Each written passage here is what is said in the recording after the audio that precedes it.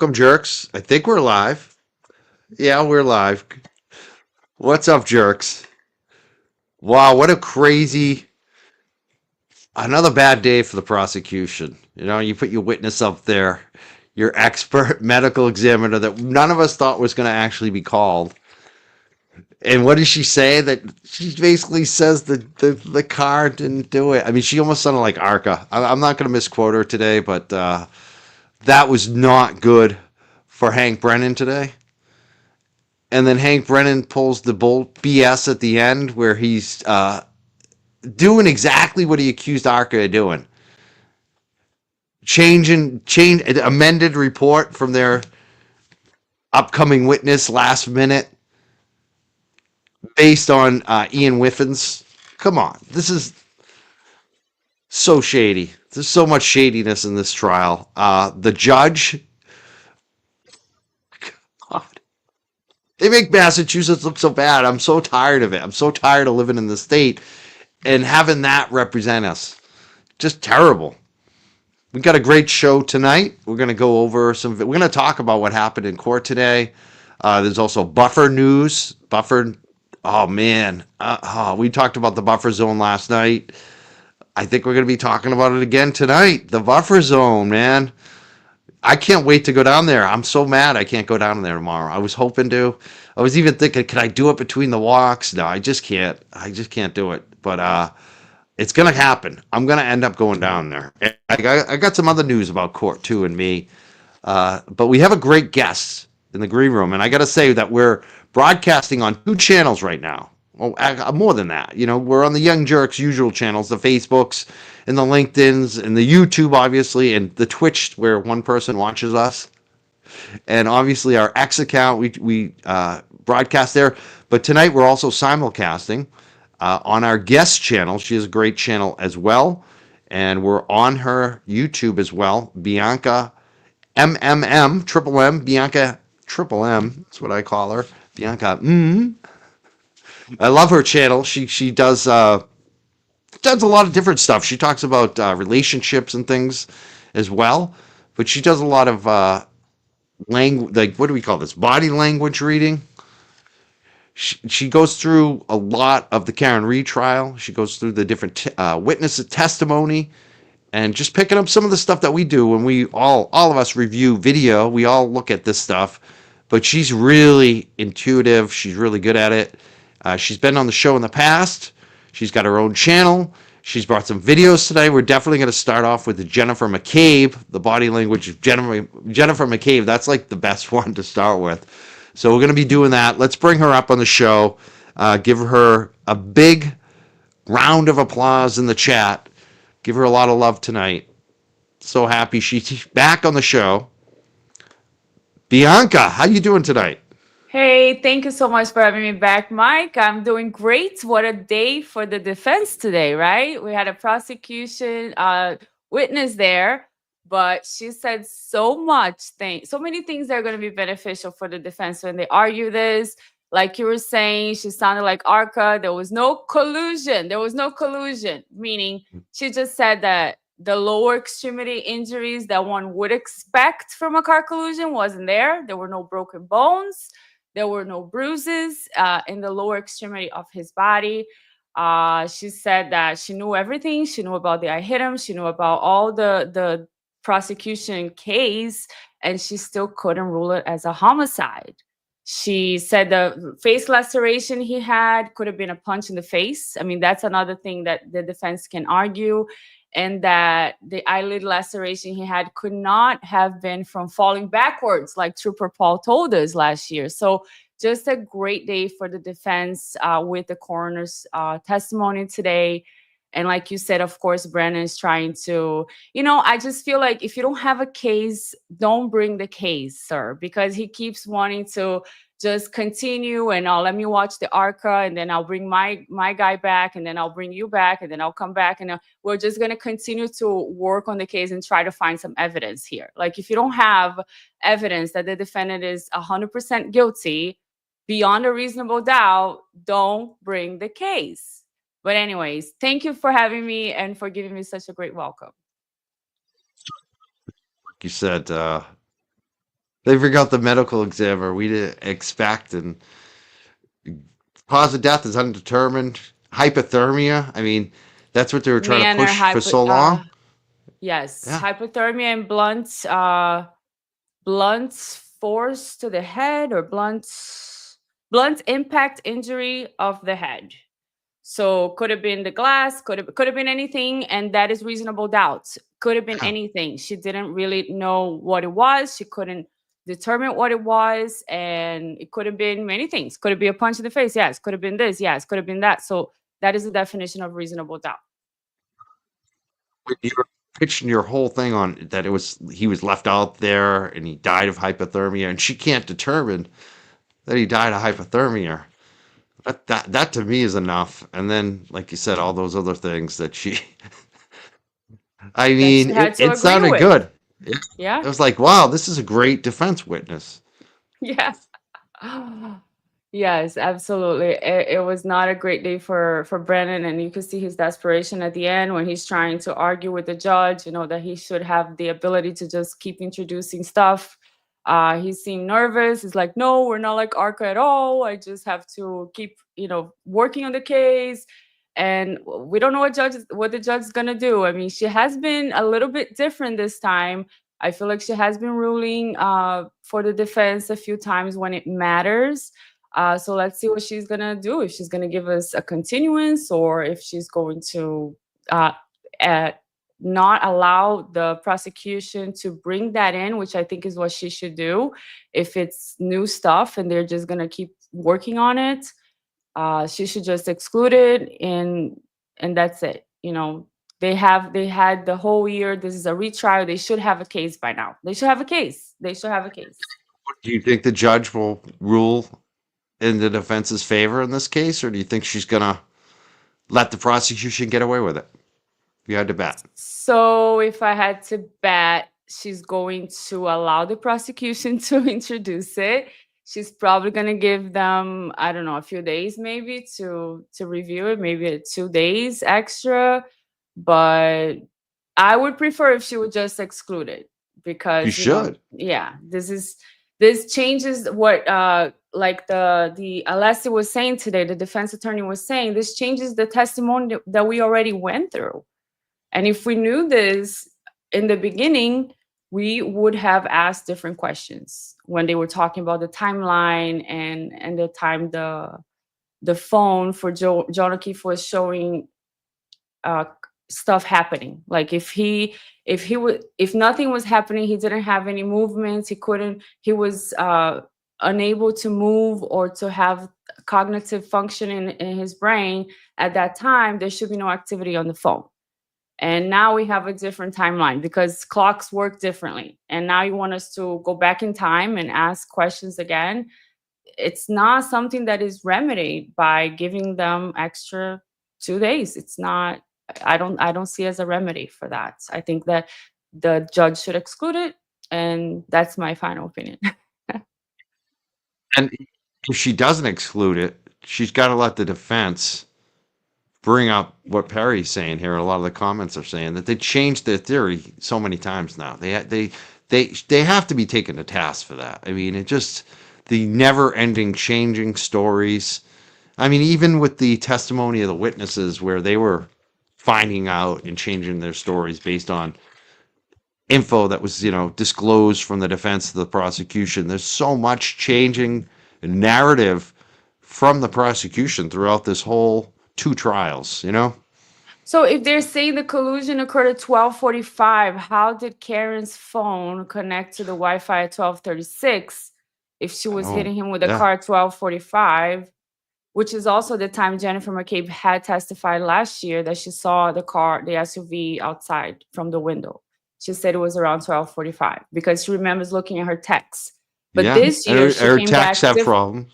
Yeah, this year her she said, text "No, I timeline don't has a problem. recall. I don't recall. I don't recall. I wasn't looking. I wasn't looking at the time. I apologize. I don't recall." She came back with a whole different persona this time, and I don't think it worked for her. Even though she tried, good job in the acting classes or whatever you did, but it didn't work. It didn't work because Jennifer McCabe was actually the reason why I started my channel doing body language last year. Because once I watched her testimony, I was like, I gotta say things. I gotta point out things. Her face, her combativeness, her anger was palpable, and I wanted to show people what I was seeing. So I started because of her.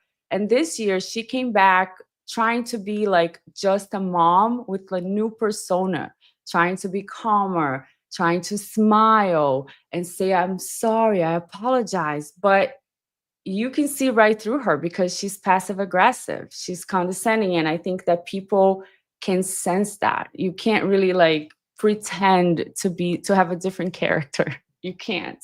And she tried, but I don't think it worked.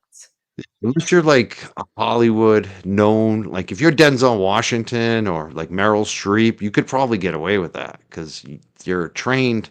It's a skill acting. But like Yes. Jennifer McCabe, she's not a good actress. She's not. Yes, yes, and our communication, right? Body language is nonverbal. Nonverbal communication is 70% of our communication. Our words only account for like 7%. So when people are talking to us, or when we are expressing ourselves, like in her case, she's testifying to Karen Reed retrial. Even if she practiced, even if she studied, even if she tried to change her demeanor, her body will leak things that are happening. Like she will show contempt, she will show combativeness, even if she's trying to control it. She's not a professional actress, and she is in a stressful situation where she's being pressured and questioned. So she has personal feelings. You can see she has personal feelings because, for example, every time Alan Jackson would ask her about a specific thing, she would say, I don't recall, I don't remember, I'm sorry. But when she was talking about Karen, she was 100% absolutely sure. She said, I hit him, I hit him, I hit him. It was like rehearsed, and you can see the personal feeling she has against Karen Reed because she was like, no, this one I got it. I recall everything.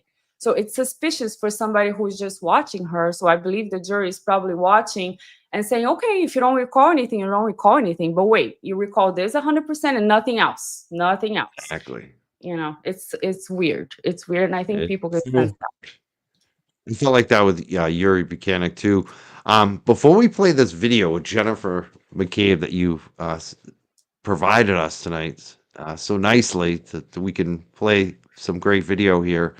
Um, what Tell us about your channel because Bianca, did I say it right? Bianca 3Ms, Bianca MM, Bianca, Bianca mm. and that's what it is, Bianca Yeah, like MMM. It's for mind, meditation, motivation. So that's what I have on my channel. I started doing scripted meditations that I write myself, and I have my voice, and I do the videos and everything. I have motivational videos as well for losing weight, exercising, and just having personal development. And then once I started doing the true crime body language, which is the mind portion of the channel, that's what people really want to watch. So that's the things that I spend the time doing the most. I am fascinated by human behavior, psychology, and when studying body language, I wanted to bring something different that I haven't seen yet on the channels. Usually, when I watch any type of body language videos, people are explaining and they're using the terms of body language and facial expressions, but I don't see because the videos go by so fast. So what I try to do in my videos is I take a lot of time to edit, and I do slow motions. I show you guys on the micro expressions what I'm seeing, so that we can all observe together, and hopefully the viewers can become more familiar with the terminology. So I wanted to bring that side of the body language that I didn't see yet. So hopefully the people can appreciate it, and have some fun, because I do use, if you have been in my channel before, I'm a little silly, and I use like sense of humor. It's very silly at times, childish really, but I enjoy it because it helps me to make lighter of a subject that is so tough to watch, because all these trials are dealing with real families, real victims, serious subjects that are hard to process. And it helps me to have a little bit of sense of humor, with all due respect. That's what I'm trying to do, and I hope people like it. So yeah, I love to have a little bit of fun, even though it's tough. I say that. Usually I do it at the expense of the trolls. Like somebody I was on the phone with today who maybe is a little newer to this, doing like, social media and YouTube or, similar type. I think it was TikTok actually, but they were getting some trolls after them. And I was Mm, just laughing because I was just like, I love it. Like if a troll comes in here and posts up into my chat, we have fun with it. That's like when the fun starts. Like, uh, I don't know. It's just you got to have a little bit of fun at times, you do. especially You do. when this type of content, because it will definitely drive you nuts. Like a lot of the Yes. stuff that I see with the judge and the Hank Brennan, it drives me crazy. So I want to ask you about the body language thing. How did you start on this? Like I kind of get the meditation and mind and your YouTube, but did you pick this up just kind of reading books, or did you pick it up just you always kind of had that and you just focused on it, or is there someone that you follow, or did you go to school for it? Like how did you get into the whole body Yeah. language? Because I think it's very helpful. Like I used to do sales, a lot of sales, and even with YouTube and interviewing people and just doing activism and things that I've done in the past. I think body language is such a huge thing to try to pick up on, to know if someone's actually listening, if they're into it, if they're not into it. You know what I mean? So I think it's so big for us in everyday life. How did you get into this? I think it's fascinating actually, because I think there's so much that does get revealed subconsciously that we miss, but Yeah. sometimes we do pick it up. So tell us, how did you get into it? Absolutely. I've always been very intuitive and I always love to learn. So, pretty much, I learned from books and from watching other people.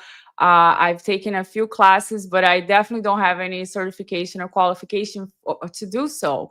But I always perceived, when I enter a room, when I have a conversation with somebody, I always have that gut feeling. I think we all have that gut feeling after an interaction or meeting somebody, that even if you don't know all the terms, that you can feel, okay, this is a genuine person, I like this person, or that conversation made me feel safe, that I can trust, or there's something off here, I don't know what it is, but this person is not giving me that feedback. With their, just without saying anything, I could perceive that very easily. And when I started, like I said, with Jennifer McCabe, watching her facial expressions, I started to look deeper into it and to get the terms for it. And I became more familiar and I'm just constantly learning. So that's how I got into that, because people were showing interest as well. Then I got deeper into it. But pretty much, yeah, just learning from books and watching other professionals. I do follow Joe Navarro. I follow the behavioral panel. There's another doctor that I watch online that I forget his name right now. So I do learn from the greats, the professionals, but I wanted to just add that different side, which is to pinpoint like what are they talking about, because they will be talking about the video. They would watch Jennifer McCabe and then just say, well, Jennifer McCabe seemed this way and that way and that way, and she did this with her face, and then they would play the video again, and I'm like, where? I don't see it.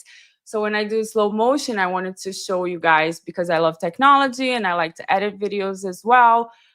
Where I don't know, I just fell into it and I like it, and I hope that other people like it as well. Odds Geno just put your YouTube channel in the chat, and we pinned it to the top. So I hope that people on the watching on the YouTube for the Young Jerks will definitely follow you tonight if they haven't already done so. Bianca, did I do that right? Did I do that right? Bianca, Bianca, Bianca, that's what. I love it. That's great. So definitely Thank follow you. Bianca on there on YouTube. Thank you, Jen O, for posting that up. It's pinned at the chat in the chat right now. This was funny and I think somewhat true. I like. Of course, I'm more of Alessi, who's a big supporter here. I like more of Alessi, but I think they had a point. Mike, I love you, but that question was a wee bit too long. It was. I was getting a little excited about body language. I mean, it's true. Compound, It was. compound question. Objection. Sometimes I do that. Sometimes I like to do the quick questions, but sometimes, yeah, I'm one of those dudes that just Sorry about that. I'll try not to do that again tonight. Why don't we play the video? You want to play the video and check out some video tonight? Yeah, We let's got a watch few. a little bit of Jennifer McCabe. So how do you, okay, let me see. I think you have to put the video and I Oh can yeah, I play can put it up. Yeah, There you go. I can set Thank it you, up. Brenda. Thank you so much for subscribing. Let's see if you guys like this one on Jennifer McCabe. Ready? Of course, it's not clicking. I got a over. phone call. There it goes. And that's my You want to start over? We'll start Okay, from the sure. beginning. Let's start over. Let's This get is it. We'll get it. Jennifer Let McCabe. me get the comments off. Do you want to do it this way, or we can do it a couple different ways? We can do it this way, or we can do it this way. What You do you can just think? take us off if you want. Take what? Take us off the screen. You want Or to like this. You want to watch the whole thing? Yeah. Like this is good too. Yeah. All right, Yeah. we'll do this. Because we can see the whole video because sometimes there's subtitles on the You bottom. want to see the whole video? Okay. Maybe I Okay. could take the banner off too if there's anything up there that we're missing. Let me take that off too. Nope, that's not the one. Hold on a second. If I can take it off, I know I can. I'll figure it out. I think it's fine because that's with the Court TV logo. Maybe, yeah. Okay, Yeah. you did it. You did it. No, is it still on there? No, it's still on there. I don't know. I thought I could take it off, but No, the Young Jerks is off. oh, it is off. It did come Yeah, off. Okay, it's good. off. Well, now they get the Yeah. Court TV, but you can see through that one. All right. You want to hit play, or do you want me to hit Yeah, the play button? I'll hit play. I'll hit You play. take care of it. Ready, go. And that's my story. I got a phone call. and that's my story. That's my And that's my story. It's Those the were truth. yours. It's the truth. Okay. As you said, that's your story, Not my correct? story. and that's my story. There's nothing nefarious. There's nothing evil here. Robert's number. There's nothing nefarious. I remembered who I called. I didn't go back and look at phone record. When only one shoulder rises, chances are the individual is not limbically committed to what she's saying, and it's probably being evasive or I didn't say it even was nefarious. deceptive. Why would you use the word nefarious? Because there's nothing about me calling my sister that is nefarious, and I feel like you're insinuating it might be. There's nothing evil here. Robert's number. Stories she tells are consistent with the stories you tell to different law enforcement agencies, correct? No, we are not telling stories. Let her finish. You said no what? I said, no, we're not telling stories. We don't have to compare. There's no inquiring. It's like when when the ice cream truck was at the street next door and I'm saying, did the ice cream truck come? It's really that simple.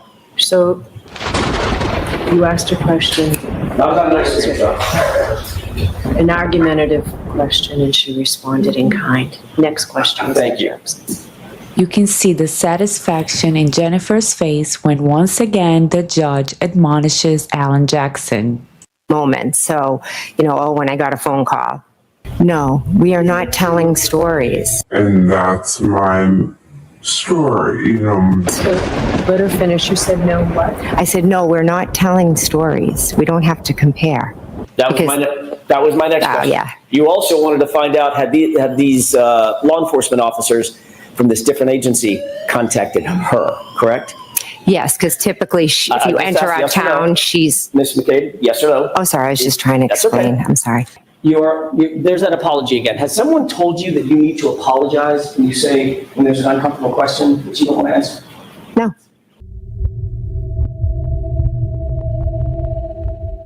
I can't tell you where they were located. I'm sorry. Okay. They told you that they would, at that point, yes or no? Oh, sorry, I was just trying to That's okay. explain. I'm sorry. Yes, hello. I'm sorry. I was just trying to explain. I'm sorry. Is that why you contacted? Said that when I was naming everyone at the table. I apologize. Did you see any other vehicles at that time?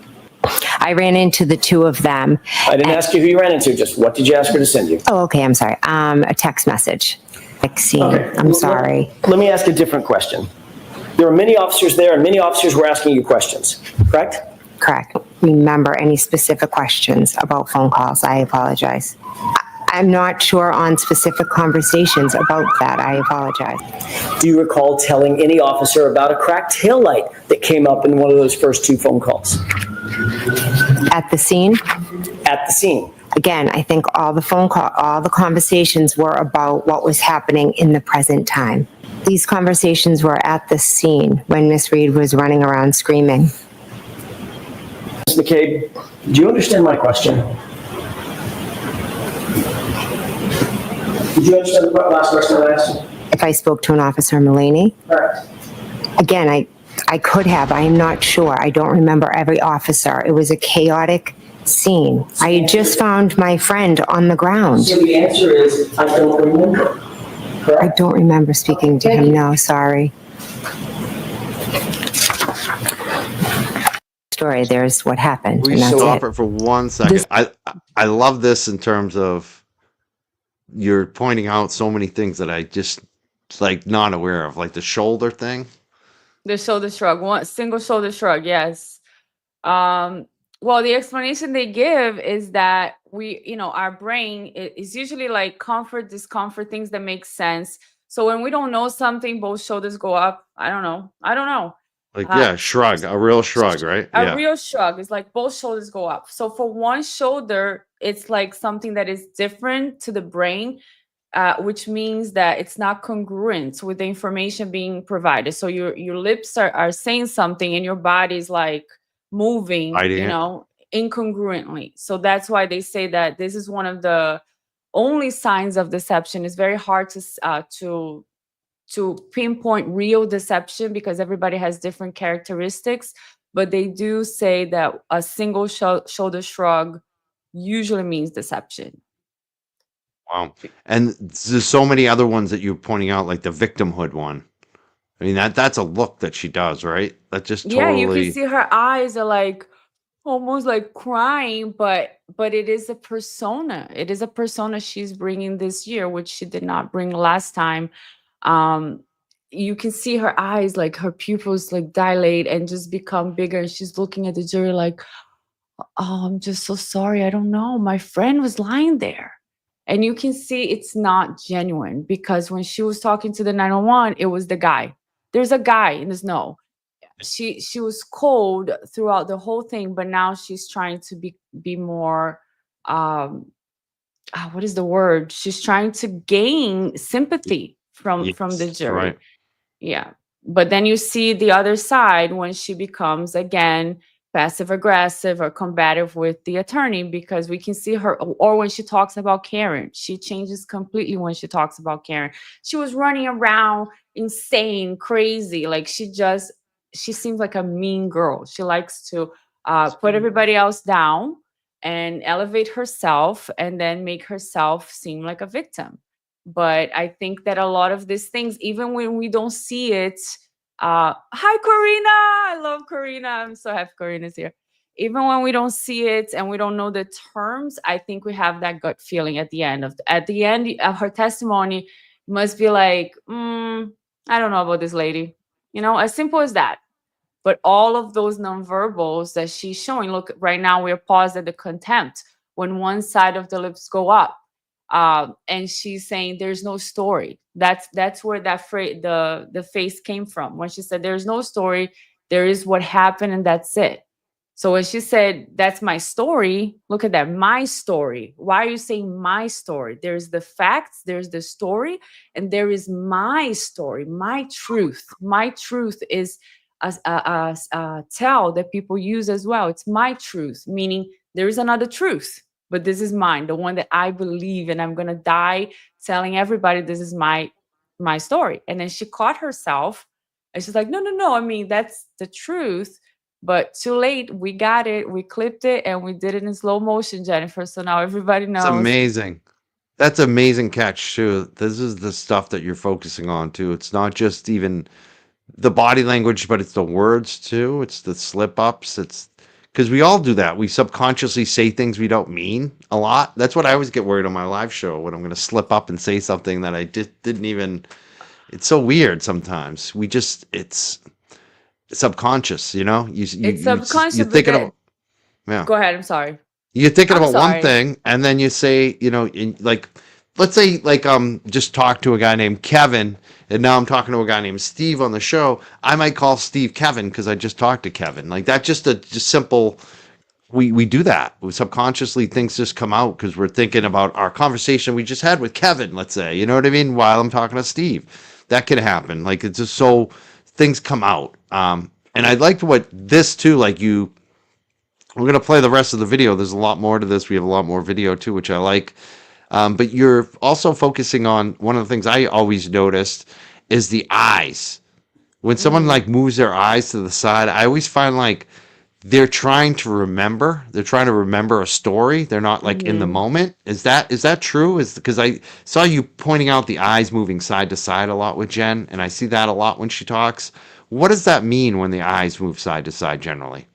So when she's moving her eye so far in this video, it's pretty much after something stressful happened, and then she answered, and then she's kind of like double checking with either Brandon, the attorney, or she's looking at the jury to see their reaction. So to her, in her scenario here, it's just like her checking. She's either checking to see the jury's reaction, or she's checking with somebody that is on her right side.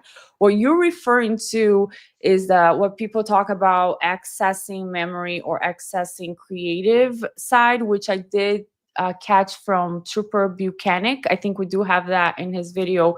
He looks down to the right when he's like thinking about an answer, and that usually signifies, based on the studies that have been conducted so far, that you are accessing the creative side of your brain. So sometimes you can be trying to fabricate an answer. So that's when you're looking down to the right.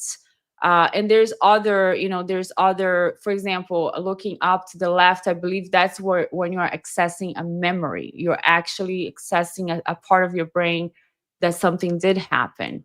So with all of these things, and you're saying, sometimes I worry about leaking something in my face, or even saying something, but it all comes down to being genuine or not as well. Because if you are genuine, whatever you do, it's still going to convey that message, because everything's going to be congruent. But the thing with people who are either creating or exaggerating or just trying to add stuff to the story is that the body is going to start to leak weird faces, just like we see here, like with this, side lip going up with her, and her eyes constantly looking for approval. Did they believe what I just said? Or looking like, okay, what, like when I put loading in her in her head, right? Like trying to find, what am I going to say next? So it all comes down to being comfortable and being uncomfortable, and being genuine or not. And when we are comfortable, it's easier. It's just the information just flows easier. And when we see a lot happening and everybody acts differently and everybody has different characteristics, that's when I investigate. Sometimes I record the whole video and I just go by the frames. I'm not even listening, and I just see something happening to the face, and I'm like, okay, let me see what was the question here. And that's when I catch a certain behavior from some of these witnesses that we're watching here. It's a key for me doing these shows too. Like, I couldn't do these shows if I was trying to act at all. Like, so I'm always just be yourself. Be Don't try to yourself. cover up anything. If you screw up, you screw up. Like, I just whatever, because Yeah. it's just Well, easier that way. yeah. That's life too. Like, not just for shows, obviously, but for life. It's so much. I don't know when I figured that out. I think maybe in my 30s. I think it took too long, unfortunately. I was kind of a meathead for way too long. But I just think that's just a much better way to be in life, you know? Yeah, Um, absolutely. yeah, And who this is wants to not go around easy. lying? Me, YouTube, camera, this is not easy. But I heard from somebody in the beginning, like, just do it. Just start recording the first video. It's probably not going to be great, because I'm a perfectionist and I would spend hours like, no, let Oh, me that's the record it hard again. Let thing. me record it again. And it's like, no, just be yourself. Everybody makes mistakes. And if people appreciate what you're doing, they're gonna see beyond that. And you can't just be like trying to be perfect. Nobody's perfect. So just be yourself, and just post, just record, and then you're gonna learn more. And that's what I decided to do. I'm like, all right, I'm just gonna try it and see what happens. And it becomes easier. Look, I'm doing all adapters because I'm stressed, I'm like, I'm nervous. Oh my God, am I doing well? Am I not? So I'm like, Doing good tonight. this Yeah, tie, this don't be tie, I'm nervous like- here. It's so funny too, because tonight, like usually, a lot of times people come on my show and they're like, "I'm underdressed because I'm wearing the jacket. I usually wear the jacket, but tonight you've got the jacket and a tie, and now I And a feel tie. underdressed. Now I'm feeling underdressed. No, this is I a love big it. deal. I'm like, no, I gotta dress up. Of course, a big deal. I love your show. Oh, yeah, I love you what you do too. This is great. We're having fun. There's also like this whole thing where she was like jutting. You're talking about like her and the dimpling. What's the dimpling about? What are some of these other facial tics that she's going to show before we play the rest of this? So the chin dimple that I mentioned is just like stress in the face, and the tongue jut, which she Yeah, does the a tongue. lot. The tongue jut is usually right very quickly after a sentence, after we say something, we answer something. And the meaning is either I got caught or I got away with something. So she might be answering something that she's uncomfortable with answering, and just like, yes, that's what Carrie and I did. We created a timeline. Tongue jut, like, I got away with this. I'm creating this story, or whatever the truth may be, and I got away with that answer.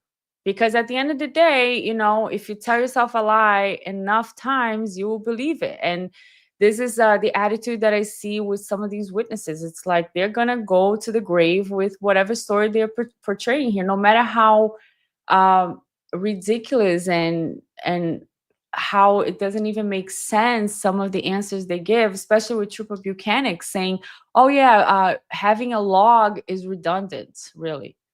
Like, the answers that he gives that don't even make sense to the simplest of the minds, but they will go to the grave answering that, and their face will say, the tongue just gonna happen, because it's like, I got away with that. It's even your body saying like, I got away with this statement. I can't believe it. But, if you just keep a straight face, say whatever in court, you're probably not going to get in trouble. You're probably not going to get in trouble. At least in this trial, you're probably not going to get in trouble. Bianca. Mm. Bianca. I say it right? Mm. No, it's Bianca MMM, but you just came up with this, and I kind of like it. Bianca. Mm. Bianca.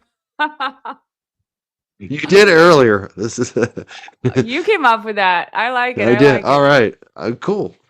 They call me the young jelly. I didn't come up with that one. That was one of my trolls, Kevin. Wow, Kevin. Oh, you even know your troll.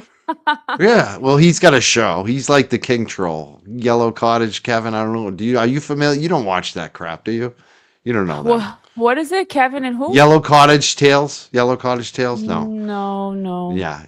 Yeah. See, he's No, it's not on nothing anyone's against radar. this, because really I don't have time. Like, I have to work, and then when I make these videos, it takes hours. So I wish I could listen to everybody, but it's really, and you have to, and I have to listen to the trial, and catch stuff. It's a lot. It's a lot. Be glad you don't listen to him. He's one. He's special. He is very special. Wow. He calls me the young jelly. Young jelly, and young jelly doesn't have a spine. Wow. Meanwhile, he hides in his house. And he talks about this trial too? Yeah, he's on court TV. Oh, I don't know wow. how. We don't know how. Wow. We don't know how he got him. He wrote a book. He wrote a book. But he's like, well, I don't like to listen to most people on court TV, like their official reporters or whatever. It's just so fake, Yeah, It's just this like, is what we need. This is such a good point. Ask Bob. Now I gotta say, Bob. Bianca, I gotta warn you. If you do this, you're gonna trigger a lot of trolls. They're all gonna come after you. I don't know about But that. this guy will give you. He's like Will from the Glera. I don't know if you know the Glera. He used to do all these shows reviewing Kevin from Yellow Cottage Tales. And at one point he said, like, this guy is a fountain of content.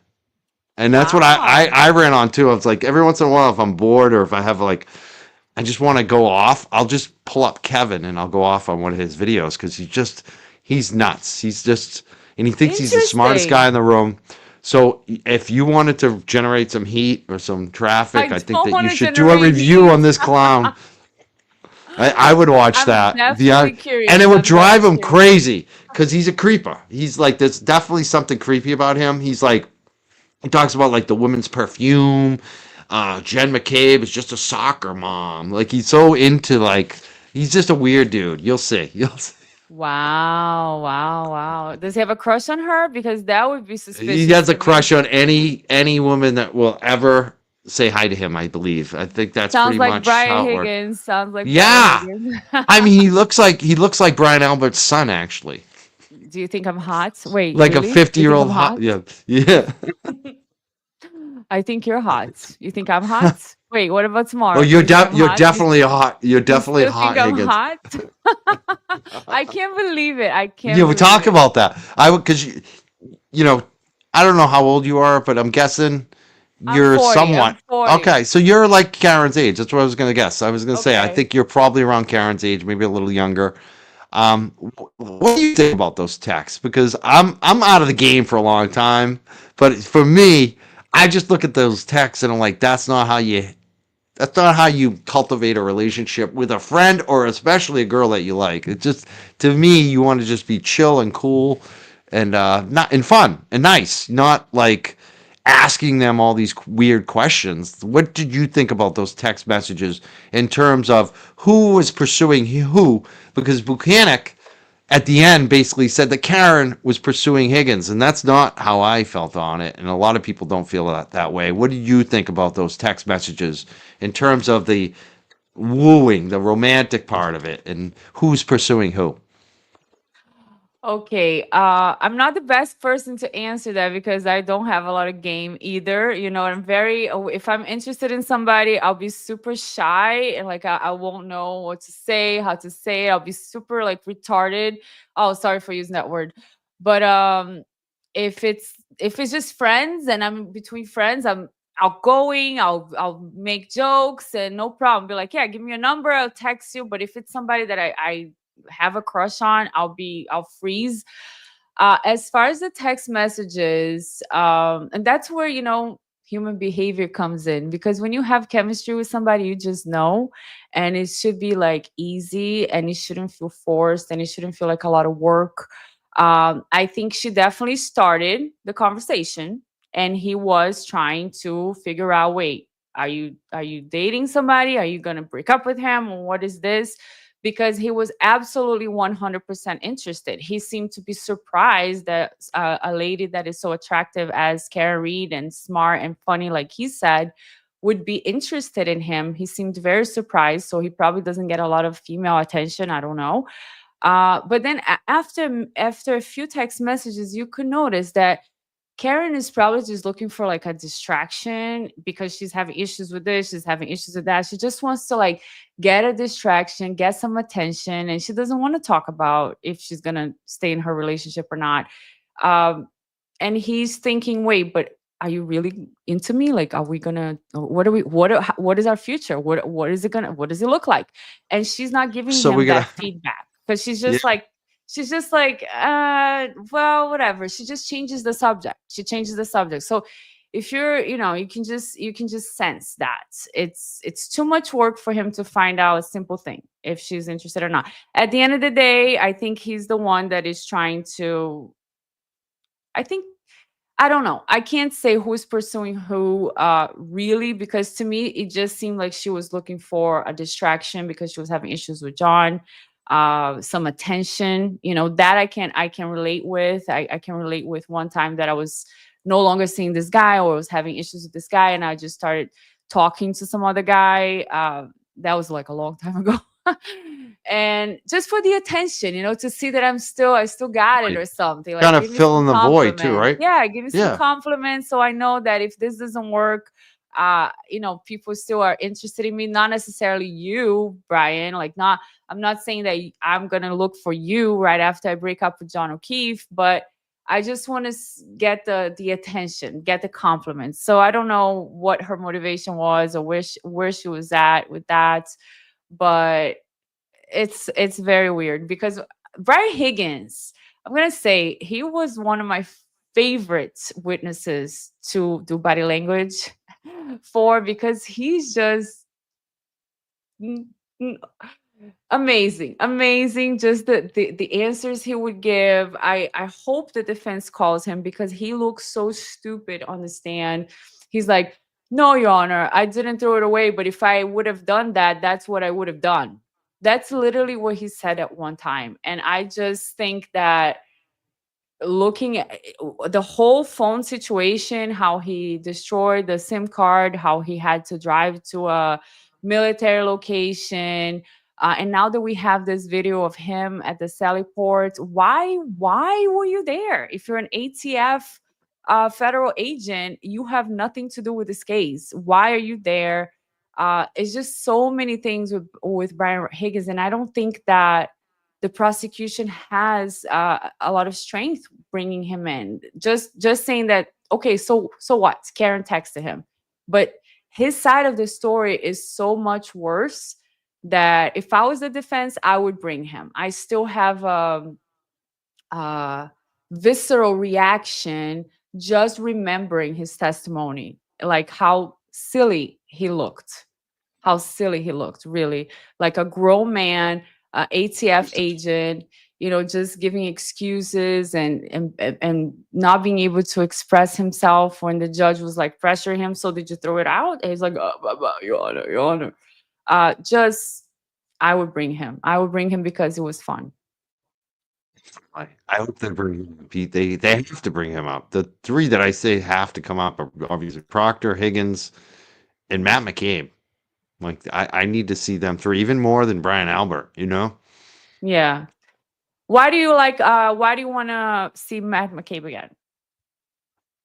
Just because I feel like he carries so much. He's the guy who said, tell him the guy didn't come into the house. He's Jen McCabe's Right. husband. I think he's the weakest link in a way. Like, you think he's very intelligent because he's in tech and all this, and he's just more successful than some of the others. But I actually think, I thought his testimony was pretty explosive last time. Yeah. Yeah. His faces are very silly too. Like, I have a video Yeah. on the McCabe's, and his face is like, ooh, kind of like, Yeah. Yeah, But and then he smiles and laughs. He's like, he has the teeth out. Like, he just, It's a very strange guy. very strange. I have a video. It's a small one called The McCabe's, and it's kind of like with a horror theme, like a horror film theme, and funny because it's just like them, the whole family, him and the wife, just gives this vibe, of like scary or strange. But did that text message come in this trial yet? The one that says, tell them I the don't guy think never so. went into this. I Oh, don't think okay. so. Yeah, I Yeah, think that will is come in a there. crucial And piece of evidence for the defense. we we've done a lot of lives and videos and shows on this, obviously, and had some big nights. Let's put it that way, especially with Betterow. But like, I edited a video of just Matt McCabe speaking, just to some of his best testimony about that stuff. Nice. And it was like our number one video, like, of all time, until recently. We like broke the record recently with Betterow and Steinbeck I like a week saw ago for that. Friday. Yes. Yeah, Yes, that was that's like amazing. record breaking for us. But before that, I think that was the number one video. Was that Matt McCabe? It wasn't even a show. It was just Matt McCabe testimony. So I think that's also an indicator of why I want him on the stand. Like, Yeah. people, they felt that. They felt his testimony. And it was good for Karen. Yeah, Um, absolutely. yeah. Absolutely. Let's play One more of of this. Let's mine, play one of okay. my, okay, just real quick, one of my most watched was Brian Albert. Brian Albert at the end, when he was watching the closing argument, and just his facial expressions, like sitting there, very intimidating, angry. That was like the most watched on my channel when the closing argument was going on. Alan Jackson did a great job. But yeah, all of these, they seem like characters really, but all these people, it doesn't come off very genuine, it doesn't flow. There's something off about this whole situation. And when we talk about this, conspiracy, usually the first thing to think is like, yeah, that's a very difficult thing to prove. That doesn't happen, you know. But when we watch this trial, the trial that keeps on giving, and that there's just thing after thing after thing, inconsistency and just suspicious activity all over the place, it's hard to think that people are thinking that it's not, you know, it's not the That's what everybody kills else. me. Two things I'll say on some of what you just said. Number one, Brian Albert is like the scariest Mr. Rogers I've ever seen. And when he's testifying, he tries to come off like Mr. Rogers, but you still get that scary vibe. And the other thing is, like, the big time YouTubers who are way bigger than us, some of them who try to play the middle, I've had enough of that. Like, how can you still play the middle? Like, they want to play both sides and act like it's, no. At this point, I don't understand how you can pretend to play the middle. I think that they know. I think if they're watching the trial like we all do, with an open mind, it's not even a question at this point. Yeah, but there are big attorneys that have, you know, they have been saying like they were playing the middle like last year, but now they're like, yeah, there's no way I could. More of them have come our way. Definitely Yeah. more have come our way. And it's like, welcome to the club, boys. Yes, we've You been know. seeing all this stuff happen since day one. It's just very in your face, you know. Yeah. And Brian Albert, like I didn't feel good when I was creating his videos and doing his you know, facial expressions and stuff. It gave me like a weird feeling, like a dark feeling, to be honest with you. After a while, I was like, I have to stop. Like it was weird. His face is just, there's some darkness over there that I can't explain. Very, very strange. Only. Well, you want to play more of this video? Yeah. Let's finish Jennifer Finish the McCabe Jennifer here. McCabe? Yeah. All right. Despite wanna hit her it? best efforts in presenting a just a mom persona, when confronted with her own statement from 5 seconds ago, Jennifer denies this statement and her face goes ballistic. I need your help on this one. Is this contempt, duper's delight, or did she invent a new micro-expression? That's true, Ms. McCabe. You have no reason to call Carrie and ask her if she had been contacted by these law enforcement agents, because it's just the truth, correct? We're going through this whole experience together. We call each other about everything. There would That's be no nothing reason more to- than that. So I'm let her- sorry. Let her finish her answer.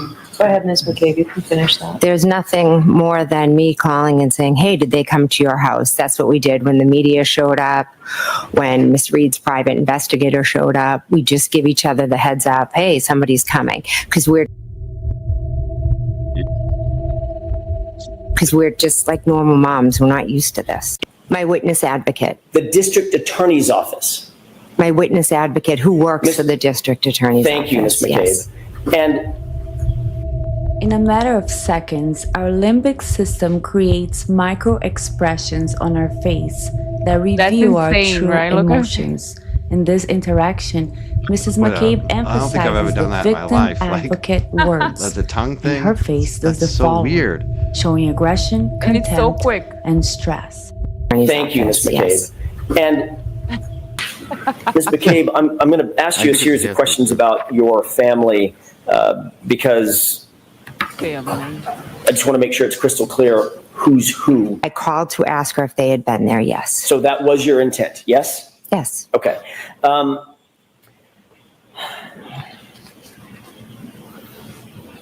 Can I see it? If you can show me, do you have something I can look at to refresh my memory? But Well, you just It was testified to on- it yesterday.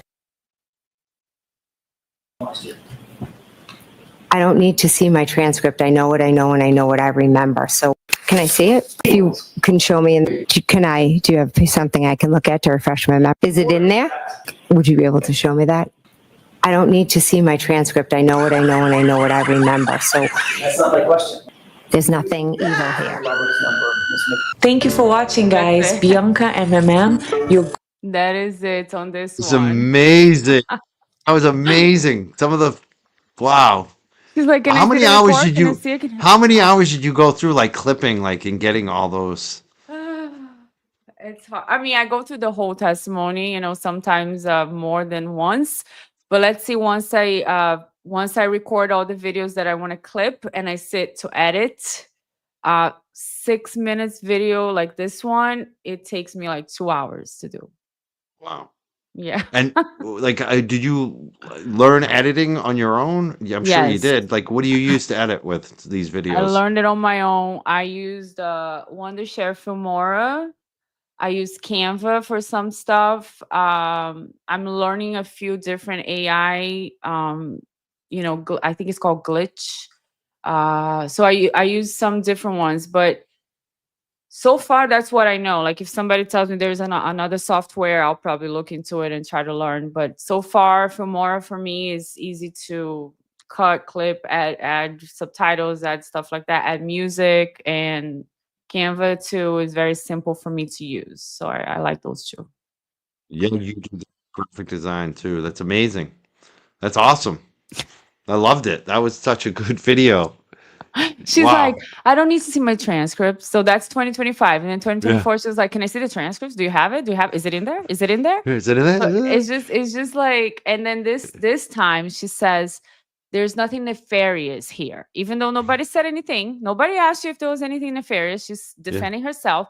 Last year was there's nothing evil here. So she definitely brought, a calmer persona. She definitely worked on these things. You can see that. That's what I wanted to show, the difference between 2024 and 2025, because she worked on her testimony, which is fine. I mean, that's fine, but it's still not genuine. It's still not genuine because I think that the most palpable thing about this year was her constant apologies. I'm sorry. I don't recall. I apologize. And it was a passive aggressive I'm sorry. It's like when somebody, doesn't like you very much, they're like, oh, I'm sorry you feel that way. I'm sorry you feel that way. It's not I'm sorry. Because nobody in this trial takes accountability. I don't know if you've noticed that, but they don't take accountability. Even when they're caught in a mistake, it's not like, oh yeah, we were wrong about that. Or Trooper Buchanan, yes, Trooper Proctor was completely wrong with that. No, it's like he was the best. I gave him the highest grading of a trooper, the most honorable, the most admirable work possible. But did you see the text where he called the defendant a retarded? Yes, but I still graded him. So even when they're caught and the answer, the fact is right in front of their faces, they still just like go on with their persona, with the choices that they have made. And on Trooper Buchanan, I saw some signs of narcissism. I don't know if anybody's familiar with narcissism, but I saw some. I'm not saying he's a narcissist for sure, because you have to have a whole test, but he definitely has he uses gaslighting. He had his arm up. Like, that was so weird when he does that. The whole time. Well, this is kind of like you're in a stressful situation. You can't do anything with your body. So it's kind of like creating a base, like a firm posture that will display confidence. He's trying to have that support so that he's not doing a lot with his body. And he started off actually showing in the first few seconds, it really went down very quickly for him. But he started off showing confidence, and he has a very impressive background. So that was good for him. But very quickly into his testimony, he aligned himself with disgraced former Trooper Michael Proctor, kind of like putting a defense for him before anybody asked him any questions about Proctor. I think he was saying something about crime scenes can be dangerous. Sometimes it presents situations. People can get fired and unfortunately, no longer be able to testify. Nobody's asking him about that. So he quickly aligned himself with Michael Proctor, defending him, and then just became the arrogant, evasive, robotic testimony witness that we saw. He adapted this posture of having a sense of entitlement, like no matter what forensics policies and procedures are in place, I'm above it all. why are you even asking me a question? Don't you know who I am? There will be zero consequences for me. Smirks. That was his posture. It was like, what log? What do you mean? If there was anything in a different place, I would have put it there. That was his whole posture. So I think that the jury did not trust his testimony. That's the impression that I was left with at the end of his testimony. Was like, this guy thinks he's, better than everybody else, that he has no accountability, that there's no need for any procedures, any reports, because what he says is gospel. Just like he said, if Michael Proctor says it, it's gospel. That's the view he has of himself, which is a grandiosity, a sense of being superior than people. So that's another. So gaslighting is when you try to make the other person seem like they're crazy for even asking you a question. So that's something narcissists use. The sense of grandiosity. He uses the word salad too. Is when somebody asks you a question and you don't give a direct answer. You just go like all over the place. And there are other things that he does that I was like, this guy is showing some narcissism here, interesting, because he seems to be clueless. Even when he's answering something that is not good for him, he's like, why are you asking me that? Like you're ridiculous. You're ridiculous for asking me about a report. Who keeps reports? Not me. I don't need to. I used to work for the president. I don't need to answer to you or anybody, but that seems to be His the attitude. attitude and the, what do you call it? What they have between themselves, like every cop protecting the other one, the Thin blue line. I can't think of the word right now. Thin blue line, no snitching, back the blue. Yeah, protect each other. Yeah, exactly. Protect each other. The circle of trust. Exactly.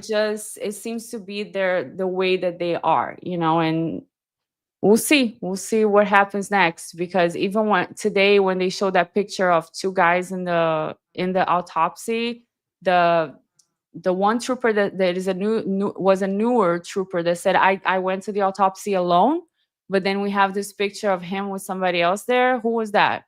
And he signed his name like Connor O'Keefe on two lines. Isn't his name Connor O'Keefe? So he's signing as he's two troopers, but there was another bald trooper with him. This case, it just doesn't stop surprising us and amazing us. And I think that's why people are so intrigued about this case, because it's like day after day, something new happens. Another bomb explodes, and we're like, what's going to happen now? So we'll see. Yeah, we'll see. There's so much happening too. Like there's this whole controversy about the buffer zone, and what's now going there's on been with an appeal. They've been horrible. The state police have been just over the top, and the judge too, with this buffer zone. There was a small buffer zone before, and then they made it larger. And basically, people, when they park their cars to go to the buffer zone, they can't even wear clothing with anything on it, or the state police harass them and threaten them. And what about even the First Amendment? What about the freedom of expression and being able to? And it goes beyond even that. When I go there, I'm not protesting. I'm wearing this. You know what I mean? Yeah. I'm there to cover it. I'm there to record video. I'm there to interview people. I'm there to see what's going on, and they treat me like that because I haven't been, you have to get court approval to stand on the sidewalk and record video now. That to me is un-American. You're stopping. Last time they did this to me, Mazza and I were there, Mazza Media. We had just met. We saw Turtle Boy standing there. We shook his hand and said, "Hey, what's up, Aiden?" And Aiden has gone through the court approval. So he's approved as a journalist. He can go inside the court and all that. But Mazza and I hadn't done it. So they basically separated us, and they shoot us down the street. And you could feel it. They were going to arrest us if we didn't move off the sidewalk and move down to the buffer zone. And this time it's gotten even worse. You know, and I finally actually put in my credentials. So now, like, I'm going through the approval. If they don't approve me as a journalist, I'm on RKO every Friday afternoon giving updates. If they don't approve me, I'm going to go crazy because there's lawsuits already about this. And yeah, people, other people who are journalists have been booted off the sidewalk too. Like, it just, you know, and then they treat this woman, Erica, like a piece of dirt because she's got a sweatshirt on they don't like. And they made her literally take off her sweatshirt. Underneath, she had a Turtle Boy t-shirt, so they made her take off that. She had to go back to her car in her bra, apparently. That's insane. Yeah. That I saw you talking about that yesterday on your show. That is insane. That is, I probably wouldn't have done that. You know, I wouldn't have taken my shirt off. If they arrest her, what are the grounds? Like, how? I know. What is the charge? Well, the thing is some great attorneys, Randazza, First Amendment attorney Mark Randazza, he kept appealing it, and they actually won. They won their latest appeal with the U.S. Federal Appeals, and the judge had to redo the buffer zone because it was so restrictive and so over the top. So now she has a less restrictive buffer zone. And I think it's going to cause problems because I think these state police don't know the line and they don't know, their egos got out of hand. And I think that it's going to be interesting to see where this goes now because a lot of people think this is the end of the buffer zone pretty much, unless you're protesting in that zone. But remains to be seen. We'll see what the implementation there is. Sorry, my dog is barking because somebody was at the door dropping a package. So I'm trying to like calm him at the same time. But who's What kind gonna of look dog at you have? your? It's a Maltese, a little white fluffy dog. Oh, I love he little white sometimes dogs. he sometimes comes into the stream, but I can't catch him now. So who's gonna look at your application? The judge, this judge, or somebody, or the court? Yeah, the courts basically have this the whole, it's like statewide. They basically, there's an application online, you print, you fill out the PDF and you send it back to them and they approve you. Yeah. Yeah, I think you'll be fine because they approved Aiden to be in the court, and Aiden talked about everybody, even the judge. He has videos talking about her, so I think that you will be fine. Let's see. I was We'll surprised. see. Like, he's right there. I was like, oh my God.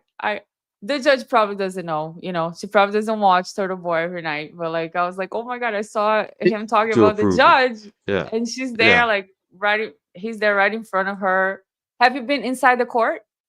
No, that's the thing. That's the only way. There's only two ways to get inside the court. One is to get invited by Karen Reed's team or the family of John O'Keefe on the other side, or to get that journalist pass. I did get invited once by Karen Reed's family, but I couldn't do it. I was, my schedule is crazy, so it's hard for me to kind of coordinate with them, and I let them know that, I appreciate it, but I don't want to hold them up. I don't want to hold up spaces, and so. Yeah. I basically couldn't do it, but I think I'm gonna. Hopefully I'll get in. Hopefully I'll get in as a journalist because I want to see this jury. I didn't get to see that last time, the first trial. I think it's important to be able to see what the jury is doing. Now, I there. would love to watch the Right. jury's body language. I would Yeah. love to see that and I their know. different reactions to what's being said. I've thought about it before, but it's probably very difficult to hear everything that's going on in the court anyways. It must be a very different dynamic because we can hear everything, we can clip, we can repeat, and over there it's just different. But I would love to see the jury. I would. Me too. Yeah. Now, do you have other videos tonight too? So yeah, so what I have is on Buchanan. Let me. Buchanan. Oh, I love it, Yuri. Buchanan is a little bit of a presentation. Hold on. Can Get you that up? can Oh, you yeah, I put got it. that on? And let me I just got- see how it there you go. begins. Because we are gonna have two small videos inside here. But okay, so this first slide, that I made in the beginning, just showing that his background was very respectable. He was a Marine, several security clearances, military police, SWAT, presidential helicopter, and he only knows Proctor since 2019. So that's just to get like the first impression that the jury got of him. Then this is what I wanted to talk about real quick, if we have.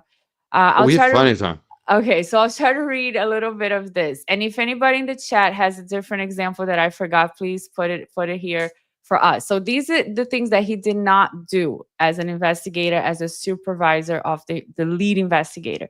He did not investigate that at 2:30 a.m. Lucky plowed the property and there was no car or body there. And then at around 3:30, the Ford Edge was by the flagpole. So he did not question Brian Alberts or anybody else that had a Ford Edge.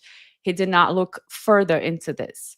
He did not interview Dentano until September 2023.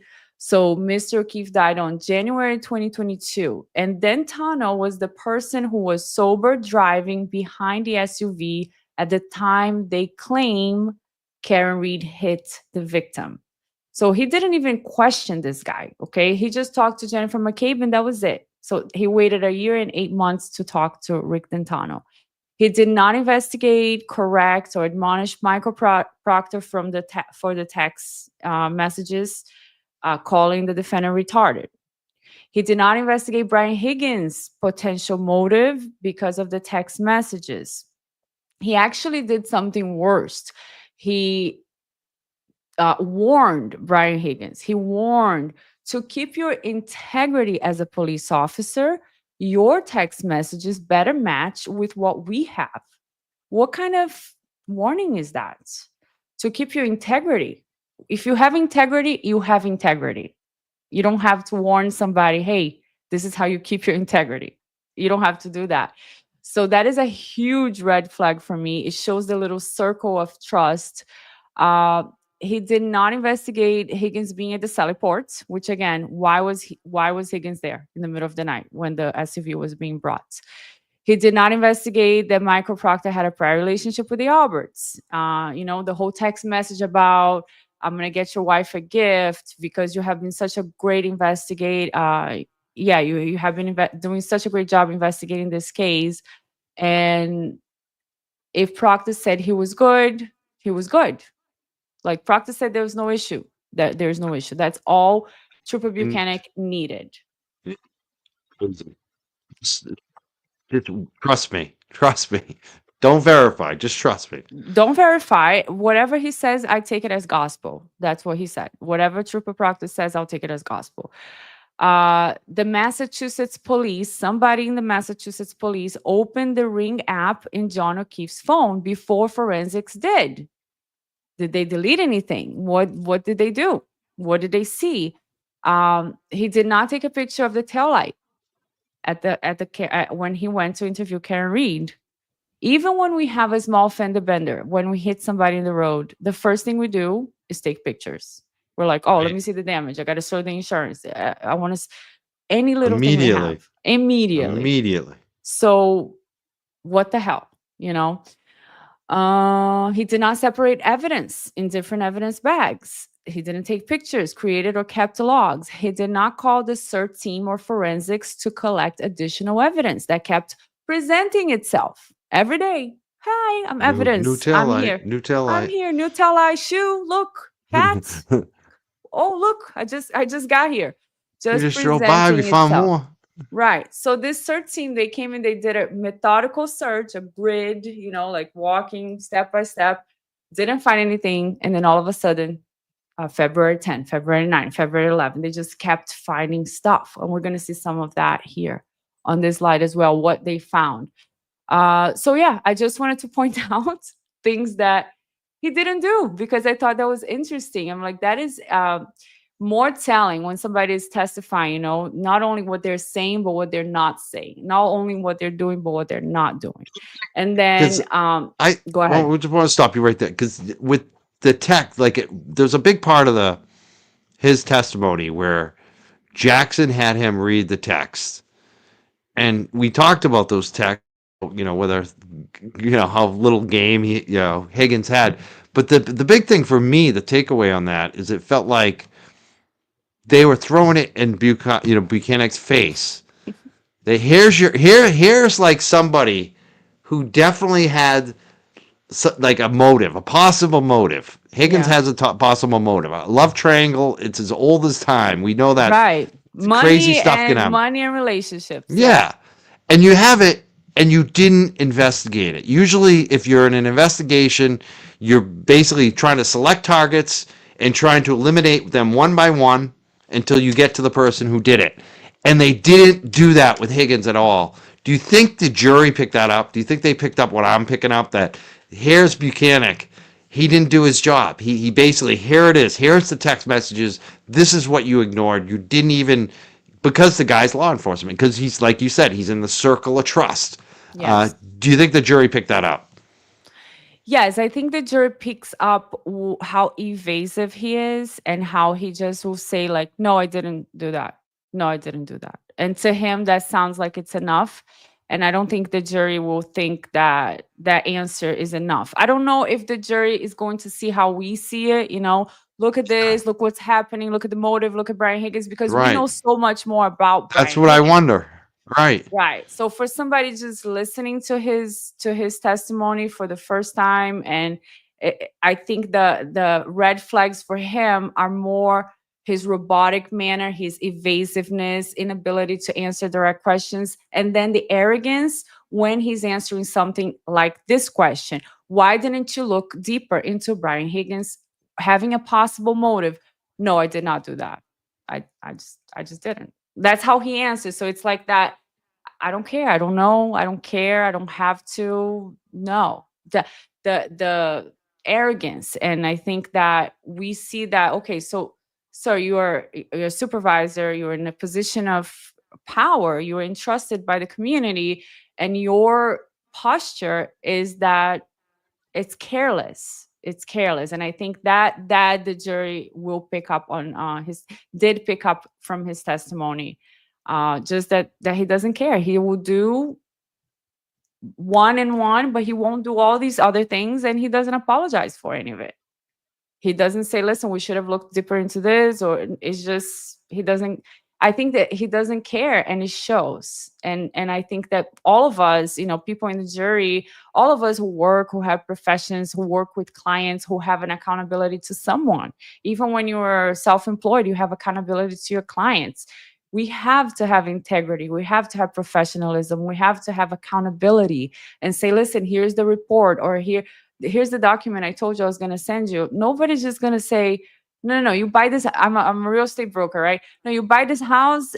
Just trust me. Just send the money here and just trust me. There is no need to see a contract. Why are you asking about a contract? Like, that's the attitude he has. So I think the jury felt that. Like, he lost real quick. Actually, he began very arrogant, but by day 3, he was answering, yes, sir, no, sir. If you didn't notice with Alan Jackson, his demeanor definitely changed after he was pressured, kind of like he got tired of combating, and he just had to agree with Alan Jackson on certain things. And he was like, by day 3, he had changed his demeanor a little bit. He was like, yes, sir. Kind of broken down a little bit. Yeah. Yes. Yeah. We did have a super chat I want to read because it's a correction too. I appreciate this. Vivenda. Did I say that? Vivenda. Viviendo con Edna. Thank you so much for that. I should have taken Spanish. I really should have. The text did come in. The one that said, tell them the guy never came in the house. It was during Jen's testimony. So apparently that did get mentioned. Okay. Good. I think, good. yeah, I do remember that now. Yeah, I mean, Excellent. that's great. That has to be in. That has to be in. And what was I saying? Okay, what I was trying to remember earlier, like the word is the culture. The culture they have is protect each other. The circle of trust. You know, we're not going to question. Remember when Gallagher said, I think it was last year, Gallagher said, when asked about, did you go interrogate or interview Brian Albert? He's like, of course not. Of course not. So it's the culture. Like, he's not going to get any heat because he's a Boston cop. Brian Higgins, here, we're going to get your phone, but make sure it matches. It's the whole culture. So this is very explicit now. It's not even a conspiracy. This is like in your face, introduced as evidence through testimony that he did warn Brian Higgins to have his phone match the other phones that he had. So it's showing the culture that they have of protecting one another. So what if Brian Higgins had something to do with the murder? You don't want to verify his phone and find something. You don't care about the reality. You don't care about what actually happened to John O'Keefe. You're warning this guy, make sure that your phone is clean. So that shows the level of integrity that they have. It's all about protecting each other. And now this is in evidence. It's no longer a conspiracy. So we'll see. We'll see what the jury thinks about Trooper Buchanan. Funny because I think their best defense now is like, yeah, so what? They protected their own, but she still did it. I mean, I think that's almost like their best because it's so obvious, like you said. There's no denying it. Yeah, yeah. They all have that attitude. They all have the attitude of like, no, I didn't ask for a warrant. I know what a warrant I didn't means. ask to go in the house. I didn't ask to Yeah. search around the house. Yeah, and that's it. That's it. That's their culture. But this case has been crucial into exposing what's happening over there, and I think that's why people are so interested as well in this case. And I don't know if this is gonna be able to continue for too much longer because now everybody's paying attention on every move they make. Right. But it's obviously a culture that has been there for many, many years. Oh, definitely. Like 3 generations. Yeah. Yeah. I mean, that's Tom Kelleher, the guy who lived across the street. I went to college with him, Bridgewater State. Wow. And his father was a police officer in Canton, and his grandfather was the police chief. So like it's like he's like a lot of these guys, 3rd generation police officer in the same town you grew up in, like that's how it Wow. is. And you imagine how much they know about each other when there's 3 generations of them. Yes. All the dirt, all the things Yeah. that they They abuse know their all power each other's on. relatives. Yeah, they know everything. They know about the wives. They know about the kids. They know everything about each other. Yeah, it's very. I'm kind of like, I don't know if I would ever date a cop. Somebody was telling me the other day, oh, well, let's go to these events. There's a bunch of police officers. You'll find somebody there. I'm like, I don't know if I would date a cop because they do cover each other. They have this like aggressive side. Some of them, they have a fame that it's not the Power best to bounce. date. Yeah, they like have this power, and I don't know. I wouldn't trust because look Yeah, at I the don't think. situation that you can be in, like Karen Reed. That's Look at right. the situation. She lost everything. I'm watching this as a third party. I don't even live there. To me, it's like distant in a way. But I have a friend that her daughter just went through this trial and all of this, and she was telling me I had to put my house as a collateral.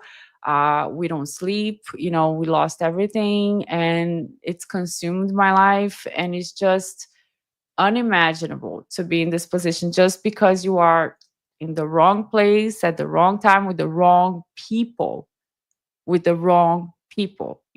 Karen had the wrong people around her.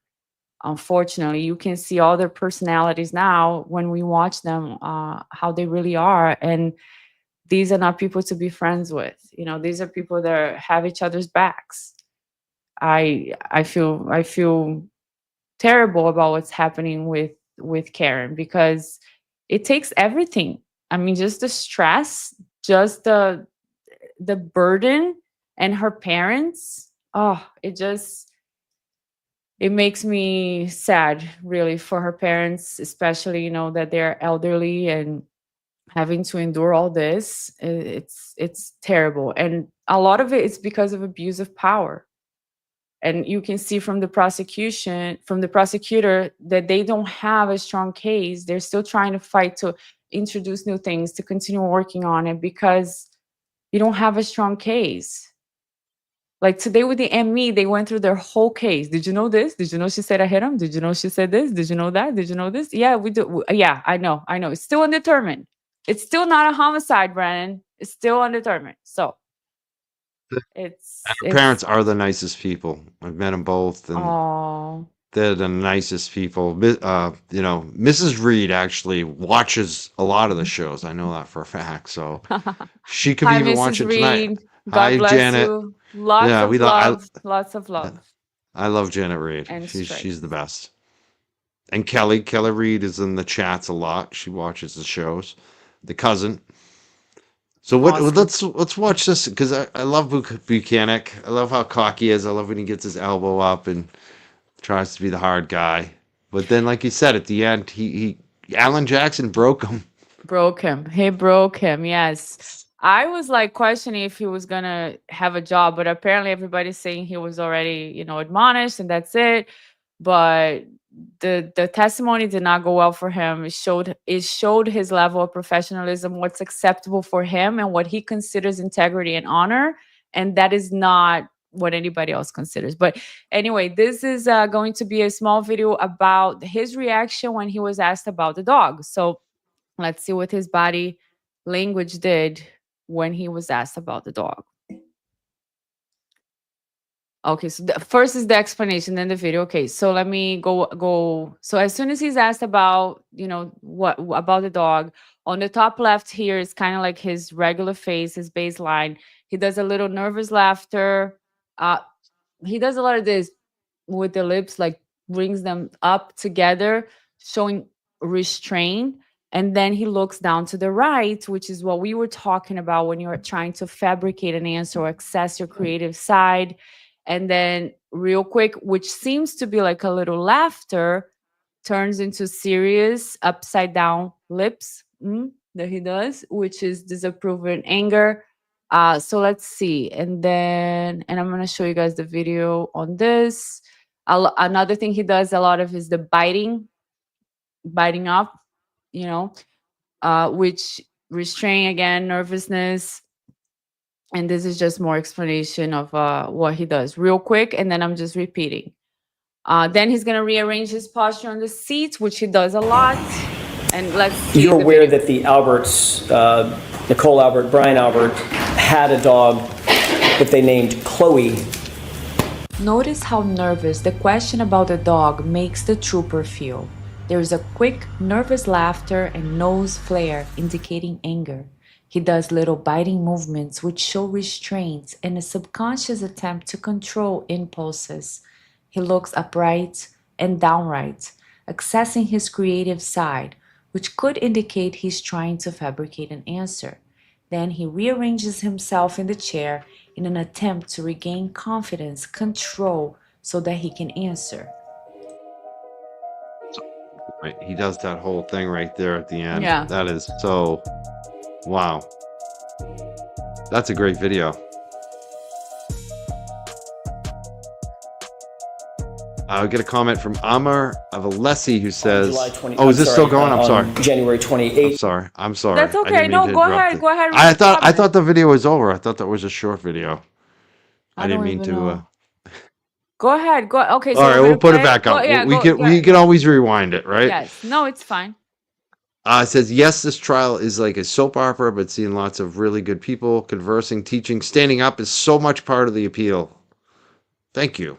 Amar of Alessi. Love of Alessi. Well, let's talk about Alessi real quick before we finish this Amor. video up. Amor. Amor. Amor. You're gonna have to teach me how to pronounce things a little I'll teach more. you some words. No problem. Yeah, I have difficulty. You can tell. So like Alessi's been phenomenal. He's excellent. He's excellent. He's so likable. He's so well-mannered and just pleasant, just classy, smart. I mean, who doesn't like all of that? Even with the witnesses from the prosecution, he's like, "Good afternoon. We didn't have the pleasure of meeting yet." He's so, and that's a great thing when the truth is on your side as well, and when you have facts. He's smart, prepared, so he goes through the facts without having to put anybody down, without having to be aggressive or condescending. It's just class act. Phenomenal. I love him. And his name is not Alessi, by the way, Brennan. It's Alessi. He keeps Alessi, calling him Alessi. Alessi. Did I do it better? Amor? Amor. Sorry, Do it again. what- Amor. Amor of Alessi. Amor of Alessi. This is great. I'm getting some speech lessons. Yes, a little bit of Spanish, sprinkle Spanish. Amor. I feel- Even though I'm from I feel like- Brazil, so yeah. I speak Portuguese, but we say amor in Oh, Portuguese. amor. Amor. So you're from Brazil. You're Yes. Portuguese and Brazilian?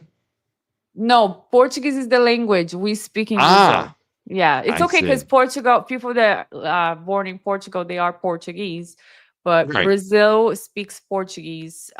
So yeah, but I learned Spanish when I was here in high school, and it's very similar. So I know the words, especially when you're reading it, I know them. But in Spanish, you say amor, and in Portuguese, where I'm from, you say amor with an R at the end. Amor. Which we don't say. We don't say our R's here. Ah, Yes. we don't say here. It's so funny. So you know at least three languages. You're 2 ahead of me at least. 3 languages, yes. Yes. Amazing. Plus body language. And then body language. Yeah, there's your 4th one. Let's get back to the body language. You get this video I interrupted. I wanna watch Okay. all of Let me- Buchanan. Let me play Buchanan. Let's see. 29th of 2022, correct? Objection. I'll allow the question. Were you aware of that? At what point in time, sir? January 28th, 29th, that area. Was I aware that they owned a dog on January 28th or 29th? No. Are you aware now that on January 28th or 29th, they owned a dog? There was a dog in the house? Now I am aware, yes. Okay. During the course of your investigation, you learned that, correct? Yes. During the course of your investigation, did you also become aware that the Alberts got rid of their family dog? Objection. I'm going to see you at sidebar on this, please. Sure.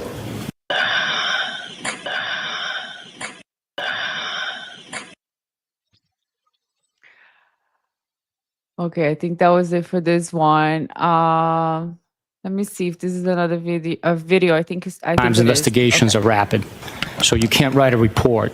You take notes, and some time goes by before you actually document the information on an official report. The information's there, it's gathered. So this is the beginning of his, he's explaining to the jury, he's showing confidence, he's looking at the jury, he's used to using these words. So I just wanted to point out, he's like doing like this, and he's gonna hold his elbow here to show confidence in what he's saying. It's maintained by the investigator, it's shared, it's acted on at times, but the official reports might take some time to write. So obviously, if you're, like you said, things are fast moving in an investigation. It might be that you interview a witness on a Tuesday, you're super busy on Tuesday, Wednesday, Thursday. It might be Friday. And sorry to interrupt again, but the stressors here are because he's saying, well, yeah, sometimes it takes a while to write a report. And he knows Alan Jackson's going to say, okay, sure, you can take a few days, a week, but a year, 2 years, like he knows. So he knows that what's coming, and the way that he's dealing with it is through several adapters, several things that are happening to him. He's going to grab the water again. He takes a deep breath. He's going to change his posture, eyebrows raised. He drinks water. He looks up. All of these things are happening to his face because he knows Alan Jackson is going to confront him about, okay, sure, you can take a few days to write a report, but that's not what happened here, right? Before you can even sit down and draft a report about that interview that you did on Tuesday, correct? Different circumstances dictate differently. That would be completely normal. Yes, it is. But most So the voice tonality here too, and moving away from the microphone, it just shows a sense of entitlement, because again, this is a form of gaslighting. You're trying to make the other person who is asking you a very good question seem like they're crazy. So did it take you a year to write a report? Well, different circumstances, different reactions. Like it doesn't matter. So then he does a lot of that too. Like he'll keep his hands here, interlaced fingers can convey a range of emotions, including confidence and sense of authority. And it's a way to control what your hands are doing. And the more you stress, the more you're going to press them together, which he's going to do the time, in his testimony. it's best practices, and you're taught, and you teach your subordinates that it's best practices Look at to the reduce anger. to writing and memorialize a report.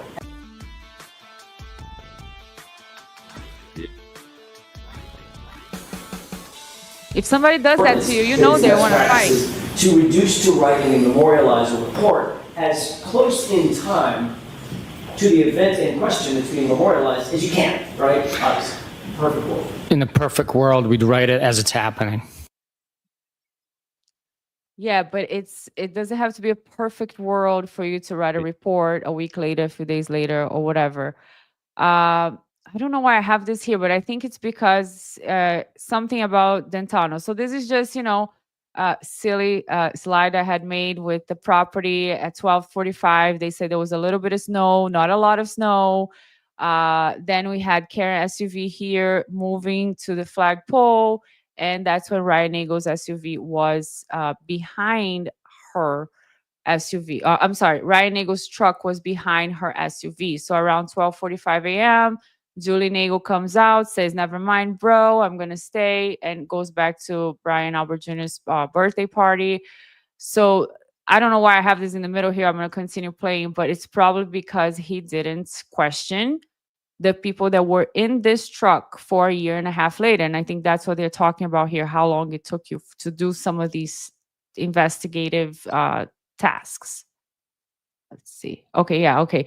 So these are the two people that were in the truck. They were there when Karen was there, and this is a picture from Twitter, and it's not a real picture. But this is the 47 pieces of taillights that would be revealing themselves after the search team had conducted a methodical search. So this just shows, the level of professionalism and investigative skills that Trooper Buchanan has in actuality, which is very different from what he portrays to have through his arrogance when he's testifying.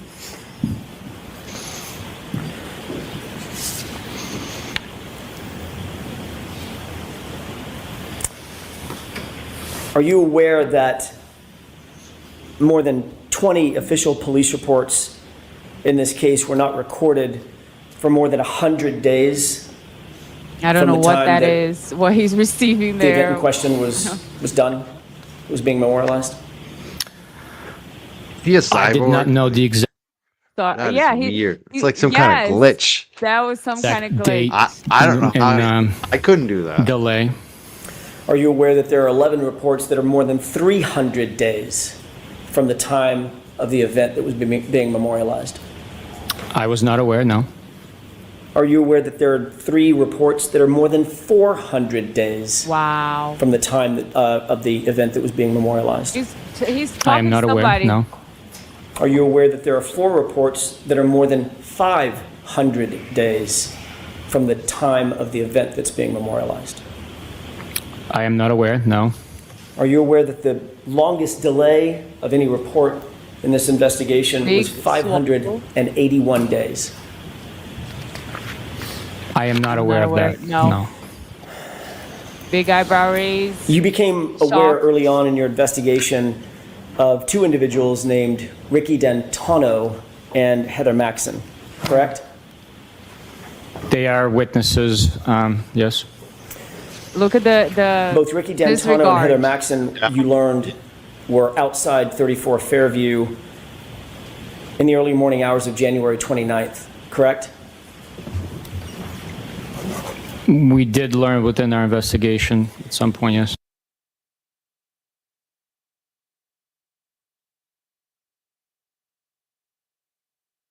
So yeah, those are the little face expressions he does in the middle, just between these questions. Big swallow, the tongue, I got caught, the sour face, disapproval, stress, rapid blink raise, And you learned, aggression, all Sergeant, very happening early on one in that second. Look at investigation that. because you interviewed Ryan Nagel in February of 2022. It's just days after the event, correct? I'm not sure of the exact date. Obviously, as you just said, you became aware that Ricky Dentano and Heather Maxson were witnesses in your homicide investigation, important witnesses, you'd agree, correct? They were witnesses. You learned that they arrived at the house at 34 Fairview sometime after Karen Reed and John O'Keefe arrived and pulled up behind their parked SUV, correct? Objection. I'm going to allow that. Can you repeat that, please? Sure, you learned that Who is he where looking they at up fit there? into the investigative puzzle is that they pulled up behind Karen Reed's SUV when Karen Reed and John O'Keefe arrived at 34 Fairview. They pulled up sometime after that and pulled up right behind them, correct? That's not correct. What is not correct about that? They arrived simultaneously. Karen Reed took a right onto Fairview. They yielded to them and followed towards 34 Fairview, stopping at the driveway as Karen Reed proceeded my fault. further up. Did you listen to the testimony sounds like in a this case robot. up to this point? No. So what did he do? What did he do? If he didn't talk to the people that were there at 12:45 a.m., he talked to Jennifer McCabe, right? And then what else? He kept instructing the officers to keep driving by Fairview every day to see if anything would reveal themselves. He took evidence from the chief of police, and then he found evidence on February 3rd, February 4th, February 8th, February 10th, February 11th. He wrote that the location that he found was 34 Fairview. That's where he found the shoes, the hats, the taillights. Now, 34 Fairview is a pretty big property. Was it in the house? Was it in the garage? Was it in the backyard? Where was it? Because that's what this evidence little yellow paper says, 34 Fairview. That is the location these pieces of evidence were found. And he was very angry that Alan Jackson was questioning him about a specific location. Now, here's another question that we talked about earlier. Why didn't he take a picture of the damaged tail lights? These are the things that he brought into evidence. So these are the things that he did do, right? This is his work, his A+ honorable and full of integrity work. And right there is when they had Karen Reed's SUV. They went to the house, and why didn't he take a picture when he went to question her? I don't know. This guy doesn't know. Mike doesn't know. We don't know. It's just super suspicious that the investigation consisted into taking what Jennifer McCabe said and then just taking stuff that Trooper Proctor kept bringing, saying there's more evidence. Trooper Proctor found all that extra evidence and no questioning about anything. We, remember what we went over, the things he didn't do. And that is enough for the prosecution to not have brought this case. There's just so much reasonable doubt constantly in everything. It's not one, it's not two, it's every witness that comes in. Today we had the ME and she's like, well, yeah, there was no injury. There was no broken bones, nothing that we usually see when there is a car collision. I couldn't say it's a homicide. I couldn't say. Every witness that comes in shows more reasonable doubt. It would be almost impossible for a jury to find her guilty 100% and without, they have to be unanimous. So that is like something that I don't see as a possibility. And at this time, they're talking about, asking for, well, not they are talking, but people are talking about asking for mistrial or dismissal because Brennan wants to introduce new evidence and keep going back and forth. But I don't think that's what the defense wants because they want to have a resolution for this case. They want this to be gone and over. And they know they have a very strong case. So I think that's it for this slide, Mike. Yes, that's it for this slide. So, what are people saying here in the chat? In the chat, I can't hear you. Are you on mute? You're on mute. Questionnaire. You're on Am mute. I on mute? Yeah. Now you're not. No, you Okay. were before. All right. Amor of a, say it, Mike. Amor of a. Amor. They say it right? Amor. Avalessi says, Bianca, did you include a moment with Higgins where it looked like he was poised to attack Alan Jackson? With Higgins or with Buchanan? Higgins hasn't testified yet. I wonder if they're thinking about the first trial, maybe. Oh, the first trial. Maybe. I I think I have like a 2.5 hour video on Brian Higgins. That was it was just fun. I remember I was recording it like in the middle of the night because I was so into Brian Higgins, just demeanor, and he just looked so silly. It was funny for me to watch that. But yeah, I'm hoping that Brian Higgins comes in, that we can watch him again testify. I want to see what he's gonna say about destroying his phone. That's what I want to see. Today, because today it seemed like a catastrophe. It seemed like, why did you bring her up there? Why did you bring her up if you didn't know what she was going to say, DME, you mean the coroner? Yeah. No, I think they had to because Yeah. she's the one that shows the victim died, right? They have to prove that somebody died, and they knew kind of what she was going to say because she said it last time. She said Right. she testified pretty much the same last time. The thing Yeah. that was added this year was when Brandon went through his whole case, his weak case. Did you know? Did you know that this guy heard this? Did you know that this person heard that? Da, da, da. And then she still said, yes, I knew all those things. But still, and then Alessi made the point, and you still couldn't determine it as a homicide. And, that was new. But everything else, we knew. We knew that she would talk about the lack of injuries to his lower extremities, the lack of bone fracture, the lack of bruising, which would be consistent, and it is consistent with most car collisions. He's just looking at his, and also I think that Alessi is going to be fighting the hypothermia thing, the hypothermia finding, because they want to say that John O'Keefe died somewhere else and his body was moved. So he's going to bring an expert to debunk that, and we saw some of that today during his cross. Going to come down to the battle of the experts, and I think the defense wins on that too. I mean, We got the best experts. We got the best yeah. experts. Yeah. Yeah. And Brennan just hates ARCA. Let me just take a moment.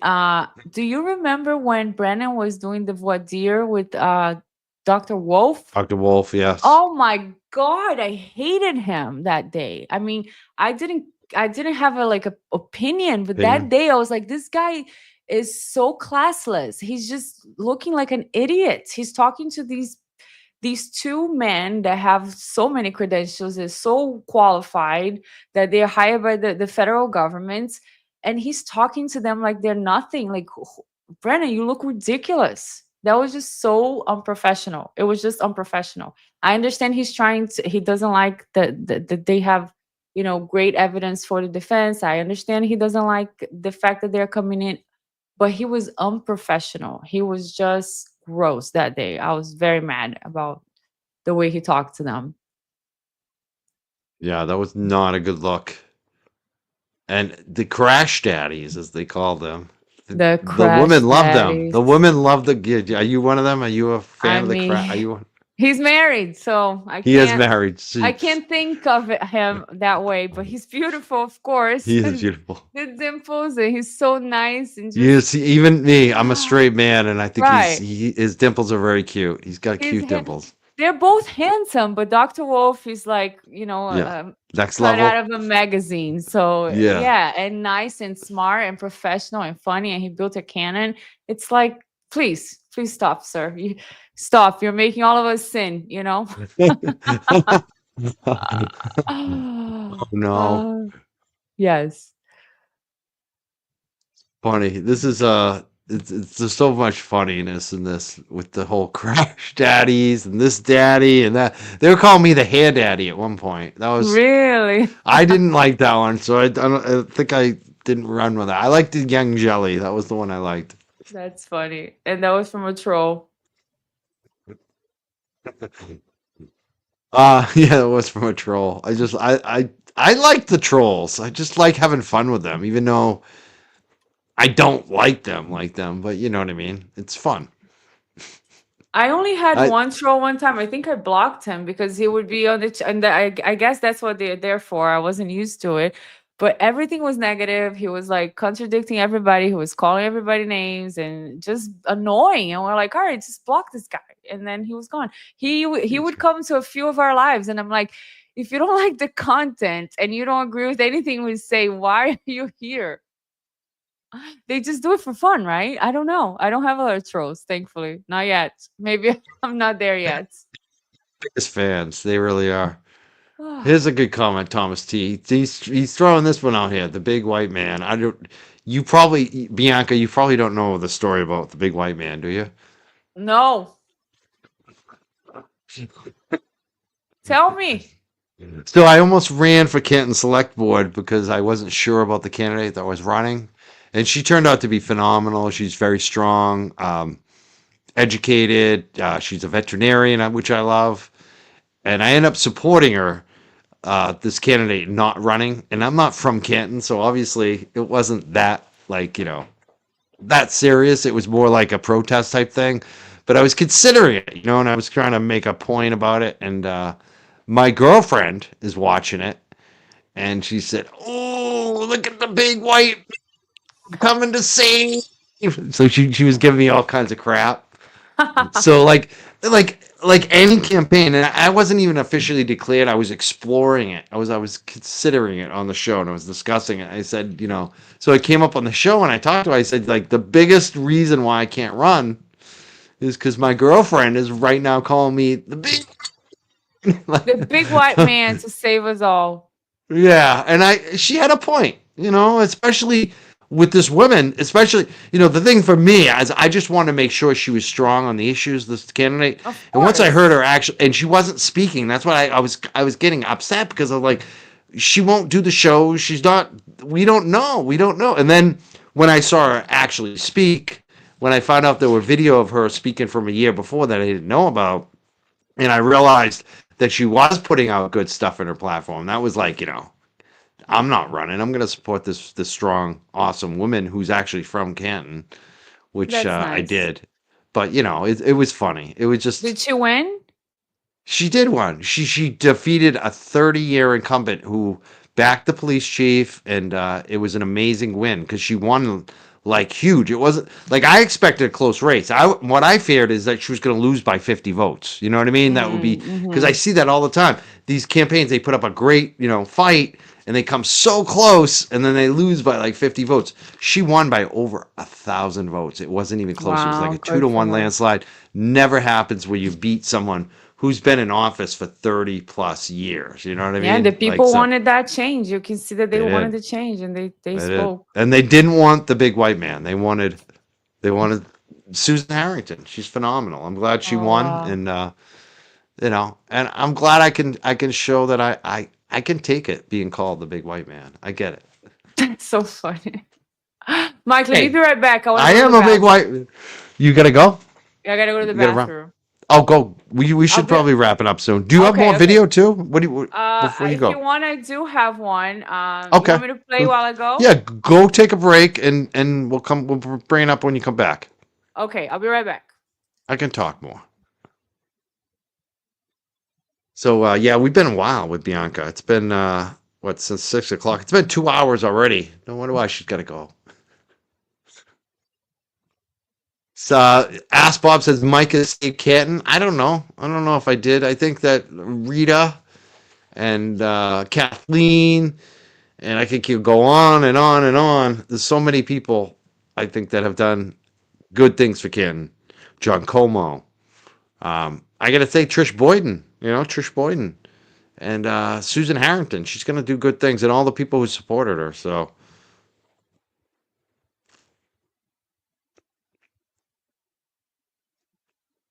See, once I told the big white man story, Bianca runs off. I scare her off with the big white man thing. I think it's hilarious. Some of my people here think it's hilarious, but I don't know if Bianca did. I think did you get? Oh, she brought her dog. This is perfect. I love it. Oh, I was gonna say I think I scared you off with the big white man thing. No, I really needed to pee. Oh my God. did. I was like, oh my God, I gotta pee. I can't hold it. What's anymore. this doggy's name? I'm a big dog guy. His Whisper. Whisper? Whisper. He is Whisper. my best friend. My best. Oh, my companion. We have so much fun together. I'm a big dog lover. We go to the Me dog too. park all the time, and I just love them. They're so genuine and pure, and it's just my mental health, just spend Yeah. time with them. Hold on, wait. Let me It's the let me best thing fix- ever. I don't know if you know that I'm a dog walker, dog sitter, and like I was full time forever. Even though I've cut back, I'll never stop. Just because it's just the best. It just you get to be around them. They're just such. It's so happiness when you show up at their house. They're sitting there in the door. They're like, "Ah, you're here again. Take me for a walk." It's the best Yeah. ever. So you would like go to people's houses when they travel and stuff and walk the dogs? Some of that. I also Some live of in a that. kind of a rich area, so like a Hmm. lot of my customers are at home.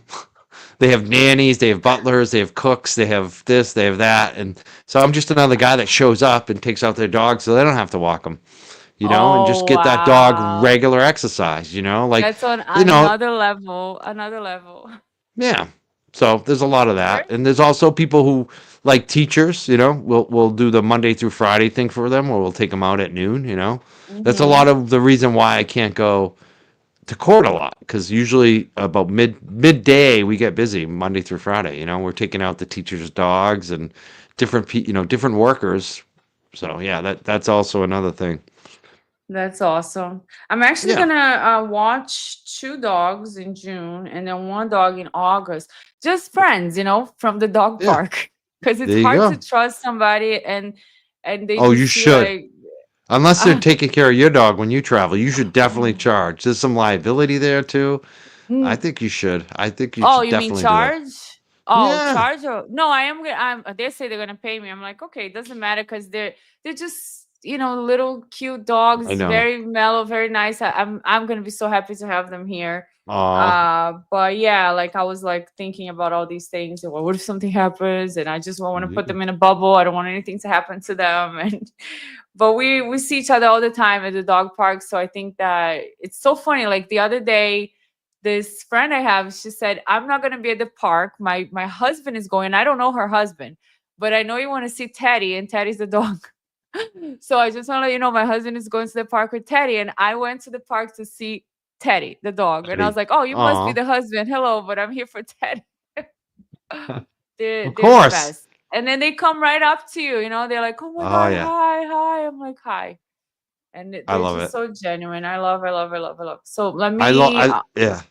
We it's funny because like I'll walk some of my dogs. Like I have this one dog, and what he kind of comes to dogs do the. you have? Oh, I have a what is he called? Oh, I don't want to say it wrong. Oh man, That's okay. Pekingese. No, is it a Aw. Pekingese? Yeah, it is a Pekingese. I always say the other one. I get it mixed up, but it is a Pekingese. But I have this one dog that I walk, and he's a wicked cool lab. And he always likes to stop by this other house that has a lab, and the dog will be at the door. His mother will open the door for him when my dog walks by, and he'll come out on the line to meet the other dog, and they do their little roll around. So it's like a date. They come and meet each other, but the other dog passed away recently, and it's so Oh. brutal walking by there because it's like, oh, he's always looking for him. You know what I mean? It's funny. It's the Oh. dogs become like they can become friends with each other, in the neighborhood. Yes. Yes, they definitely do. And they're so smart. It's like, I think Whisper speaks 2 languages at least because I talk to him in Portuguese and I talk to him in English and he understands. That's Seriously, right. especially when it's food related. He's like, okay, what you That's got? it. What They you need? they they pick up on it. My dog has like 10 different names. He picks up on every single one of them. Me too. I call him every people are like, who's Lulu? I'm like, Lulu, come here, Whisper, blah, blah, blah, whatever name I want to call him. And he's like, okay, hi. Hi, Eh, give me a so treat. sweet. Yeah. Oh, he needs to lose some weight. That's hard for me because Oh, I give him everything he wants. He is 16.5 pounds. He's supposed to be like, I don't know, 13 or something. And come here, Whisper. Let's look at your belly. Let's show everybody your belly. see, that's when you hire me to walk them. Walk that weight off. Oh, That's what we oh do. man. But the Give him some treats. extra exercise. He's The yeah, the treats. treats. Yep. Yeah. He scratches at the cabinet and I say, no more. But then I'm like, all right, fine. Every day. Every day. He's in charge. He knows what he wants. Yeah. So let me put this video here, Okay. and I don't know if it's gonna start right away, but I'm going to pause it as Right on. soon as I can because Trooper B video. Okay, you have to put it on. About to use. Okay, wait. Okay, so Yeah. this one I think is a little long. It might be like 19 minutes or so. So if you want to stop at any point, just stop. Okay, or let me know. Okay. All right. You too. Let's play. Use the word I was about to use. That ensures the adequacy of the investigation, correct? Yes. To use your word, that ensures the integrity of the investigation. Is that right? Yes, that's correct. As you sit here today, do you Trooper believe that B, this shame, investigation, shame. now I'm going to turn to this investigation, This one was Shane. conducted with professionalism, with competence, at the highest level Sure. of integrity? Integrity. I like This the loading. investigation was conducted professionally, with integrity, and all the evidence collected, all the statements collected pointed in one direction. There was no bias influence on the evidence, on the information that was collected, or which direction. Look at that face. Super eyebrow raise. Disapproval. He doesn't like the question. The investigation pointed naturally. Insecure. Former Trooper Michael Proctor Disgrace. was the person who was the assigned case agent, the lead case agent in this particular investigation, correct? Michael Proctor was the case officer for this investigation. He was assigned, ultimately, to use another phrase, as the lead investigator, wasn't he? I'm not going to agree with you. Is there a reason that you want to try to distance yourself from naming Michael Proctor as the lead investigator? I noticed he's doing that chin jut a lot. That's a good one that you know. And Jennifer McCabe too, the chin jut. That's like one of the Like the what? ones that's easy to see all the time, right? Yeah. Like, I'm gonna step out 1 second. But I'm gonna, Okay. want to continue to play the video. I'm gonna try to grab my dog too. He Okay. likes to come down here. He was itching to come down earlier, but he gets into trouble. So it's good to have him at the end of the show where I can keep an eye on him. Yeah, get him. So we'll have a dog section. We will. session. All right, So I'll keep playing. I'll keep we'll playing. restart it. Cool. All right. Investigator in the case. Is there some reason?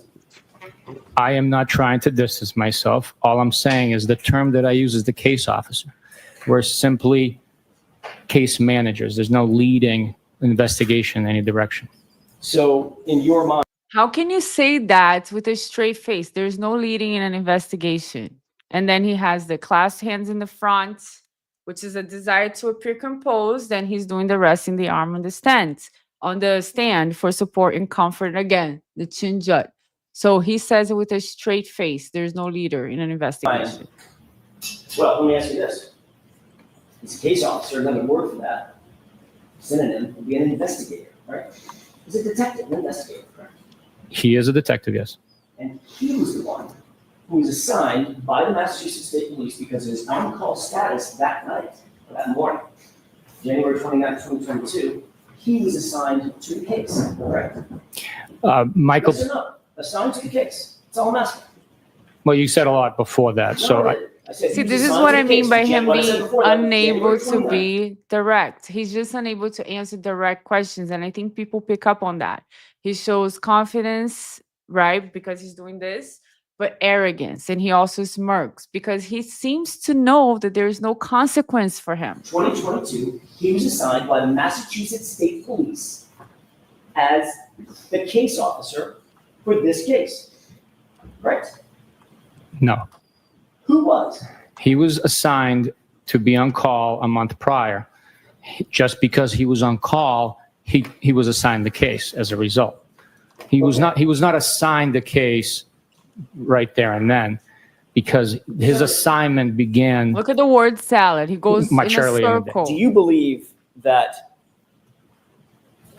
Michael Proctor, his involvement in this case, taints the investigation? Tainted the investigation? No. After you received the photo, that's when Michael you said, I'm, Proctor, quote, if you don't know funny, him. I'm going through his retarded client's phone. Is that right? Objection. allow this, but not too many. Sure. Is that correct? It's on the top of page Yes, sir. 685. That's correct. And Yuri Buchanan liked that comment. Funny, I'm going through his retarded client's phone. Didn't it? Not at all. The investigation was done with honor, integrity, and all the evidence pointed in one Did he direction, one taint direction the only. investigation? Honor and Integrity by Michael Proctor. He really doesn't want to answer that. It's the question. Was that a question? I'm sorry. Yeah. Sure is. Everything I say is a question. Honor and Integrity by Michael Proctor, Sergeant? Okay. Sustain to the comment. Go ahead and ask it again, Mr. I'll ask you again. You said honor and integrity. Honor and Integrity by Michael Proctor? Objection. I'll allow it. The investigation was conducted with honor and integrity, and all the evidence pointed in one direction and one direction only. So Sergeant Buchanan, you don't want to answer my question. Correct? I will answer your question, absolutely. Do you think this case was handled with honor and integrity by By Michael Michael Proctor. Sergeant? The investigation was handled with integrity by Michael Proctor. How can you say that with a straight You face? do know that he- Sociopath. Touched or had input in Big nearly every swallow. part of this case, obviously, as the case officer, correct? He managed the case.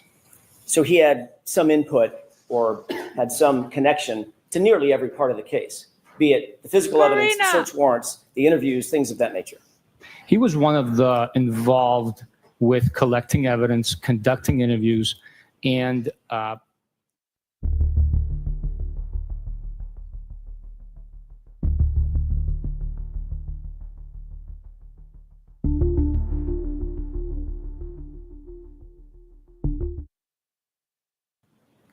signing affidavits for the search warrants. He didn't take a minor role in this case. He had a major role in this case. Would you at least agree with that? He had a role that was more significant than others. A major role would, to me, suggest that he had 51% or more. And with a team of the size that we had working on this case, he did not have a major role. So The you believe, as you sit compression? here today, your testimony is Michael Proctor did not have a major role in this investigation of Commonwealth versus Karen Reed because he didn't have 51% of That's so something? ridiculous. That's your testimony? That's the way I understand it, yes. Okay. Nobody's buying that. Nobody's buying Proctor that. had access to that room and was taking control over those those clothing items for those 6 days that they were drawing on the butcher paper, correct? That's not necessarily correct. It could have been the evidence officers bagging the evidence once it's dried and processing it.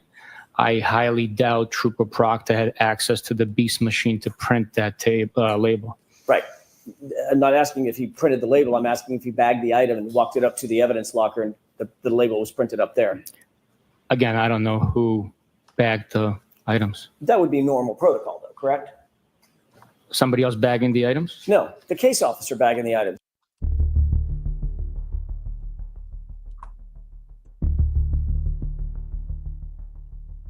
This is what it's called a cluster, when several things are happening at once in your face. One shoulder shrug, nose flare, lip compress, rolling his eyes, the little lemon, look at what he does with his lips all the time. It's just, he's angry about He's the being one that questioned at all. seized it along with you. He laid him out on the butcher paper along with you. Look at all the things that He would be happened the one to to his gather him face. up. I mean, the evidence officer's not going to come down there and do that without the case officer knowing, correct? Not necessarily. The evidence officer's responsibility is to handle the evidence. So I don't know who handled the evidence that day. How would the evidence officer know to go down there? How would he know that there were clothing items don't being know. laid out I don't to know. dry on butcher paper unless the case officer told him? They would walk by it every day and see it. That's their workstation. So That's ridiculous. So you don't tell the people, the evidence officers, you don't tell them, listen, there's evidence for you guys to process. They just walk by, and if you see something that is drying, maybe you want to process it. The fact is, we don't have a single document establishing the chain of custody for those items between January 29th and February 4th. That's correct, isn't it? That is absolutely not correct. Where's the log of the document logging what happened to it? We seized the clothing. It was in our possession. It was transferred for processing. Sergeant, I'm asking you about a log, a written piece of paper, something that looks like this. It's got writing on it. It's very that frustrating. logs Thank God Alan Jackson's the a item. pro.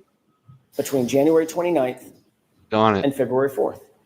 That doesn't exist. Don't does it? forget to acknowledge this video, We did guys. not create a log to document the acknowledge button. documentation, Thank so So redundant, really. You indicated on direct examination that you personally participated in 2 searches. No report was written about any of these searches until November 4th.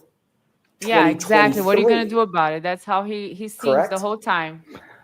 That could be possible, yes. So literally the documentation of these 3 searches about which you've testified today, the documentation That's did probably not fun. exist until, what is that math? 17, He 18 looks like months a later? sociopath. Like no. That is not true. Each bag Emotion. that the evidence went into Look, was that's what it says, documented, the time, 34 location, who Fairview. recovered it, where it was recovered, and brief description of the items that were recovered from the scene. And by the way, we're going to get to that in a second, the evidence bags. He probably makes A a lot of report money, is designed and to this is memorialize his level exactly of professionalism. What happens, when it happens, why it happened, who was there, what time it happened, things of that nature, correct? That is one of the purposes, or some of the purposes behind the report, absolutely, yes. And the report in this case that documented Contempt. these 3 searches involving you, Trooper Proctor, I think DeChico, Trooper DeChico, even Canton PD officers. Goes back to his little There was no comfort memorialization position. in a report until nearly 18 months later. That's insane. So that's another thing, you know, about deception, lying. One very, very easy thing that we look at is comfort versus uncomfort. Is the person looking like they are comfortable, that everything is okay, or is there a lot happening? Discomfort. Look at the faces he makes when he is being confronted with these questions, and he says with his words that there are no issues. Sometimes we write the reports whenever we get to it, when we have time, and that is how it's done. But his body is like, oh no, this is all wrong. Look at his eyebrows, his forehead, his everything is moving. Everything is uncomfortable about his reactions.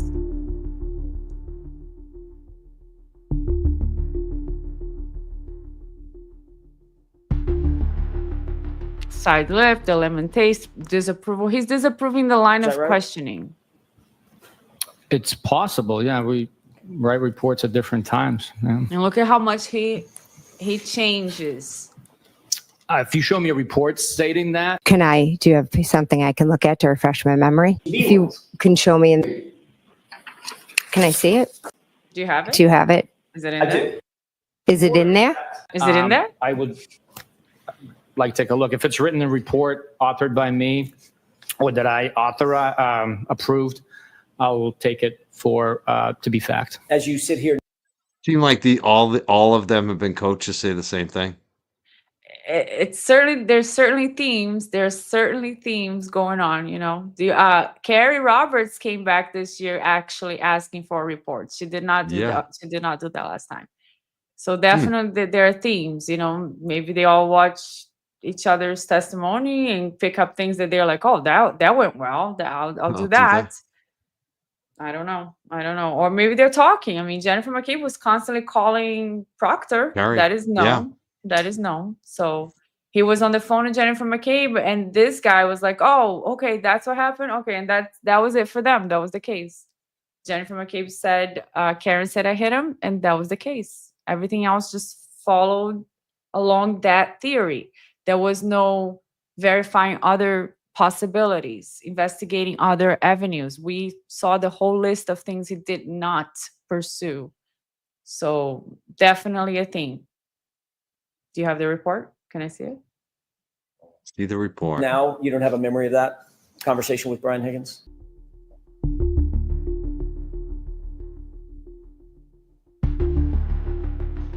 I don't know if his face hurts, but shock with the eyebrow raise.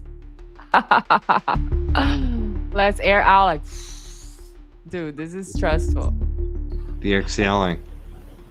Inhaling. Do I have a memory of having a conversation with him No, and him I'm- sharing that information with me? That's it. I don't have a memory of him sharing that information, but if you have a report that was authored Again. by me or Michael Proctor or any trooper in our office that says that, I will take it as gospel and testify to it. Okay. How many years of experience do you have? In homicide, Correct. 10 next week. Okay. Does that sound like many? I didn't answer the first time because I don't know what you would think many is. Right. It's I mean, how do normal people view that type of answer? How do normal people view? I'm sorry, I can't agree with you that 10 is many. I mean, it just looks like a sociopath. Like, and he's smiling. He thinks that's funny. We're all like, we're not in the joke. We're not with you Yeah. in this joke. Yeah, it's weird. possible you can do that. If there's a reason that you have to leave, an emergency or weather conditions, you can't write on the bag, you can fill it out later if you have the time and you know where you recovered it from. Which A is year like, later. You know, in this Yeah, who instance, cares? if it was a general I'm a vicinity where all the supervisor. I don't other give a shit. fragments of evidence was collected from, it's known that it was within the general area of that section of the lawn near the flagpole between the street and the flagpole and the fire hydrant. So it's, Look how pissed he is from being interrupted. Wasn't with you. well, I passed that information along to them. I see. So To whom? now it's hearsay information that's being passed along to someone else to fill out the paperwork. Objection. Sustained. It's secondhand, let's use that word, secondhand information to the person that's filling out the evidence envelope, correct? No, it's firsthand information. I passed it along to them. So it went from you to a person filling out the envelope who wasn't there. Let's at least forget. I was by myself, so yes, I told the individual what time, what location, Who? the case number, the date, obviously. How do you know? How do you know that you told the individual to whom you passed this along the time, the location, the date? How do you know that as you sit here? Because that information was then put on the bag and documented. But you can't even remember who you talked to. I do not remember specifically who I talked to, no. If you can't remember who you talked to, you don't remember what you said. Goes hand in hand, doesn't it? That's not true. I might not remember now, but the day that it was bagged on February 10th, 2022, I remembered. And that's why the accurate, detailed information is on the bag. A bag And he you gets didn't angry fill out, about the question. correct? He's like, I don't know That's who I gave correct. it to. And information I don't provided care. to someone you can't remember. Today, I can't remember, no. And he doesn't care. There's no accountability. I don't know Don't that to be remember. correct, no. Oh my You God. can't point to any documentation. You're looking at the logs. You can't point to any documentation indicating the chain of custody of these items between February 10th and March 14th. Is that right? This is simply a log from the lab. Yes or no? Can you point to any He's so mad. documentation? Ask the question. Can you point to any documentation indicating where those items went, whose possession they were in what circumstance between February 10th and March 14th? Can you point to any document?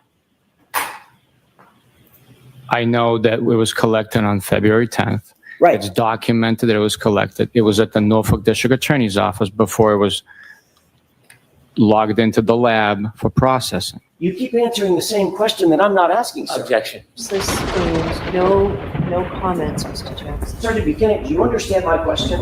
I'm asking, can you point to a single document for these jurors as to where those items went and in whose possession they remained, specifically between February 10th, when you lost sight of them, and March 14th, when the crime lab received them? Objection. Sustained. May I approach?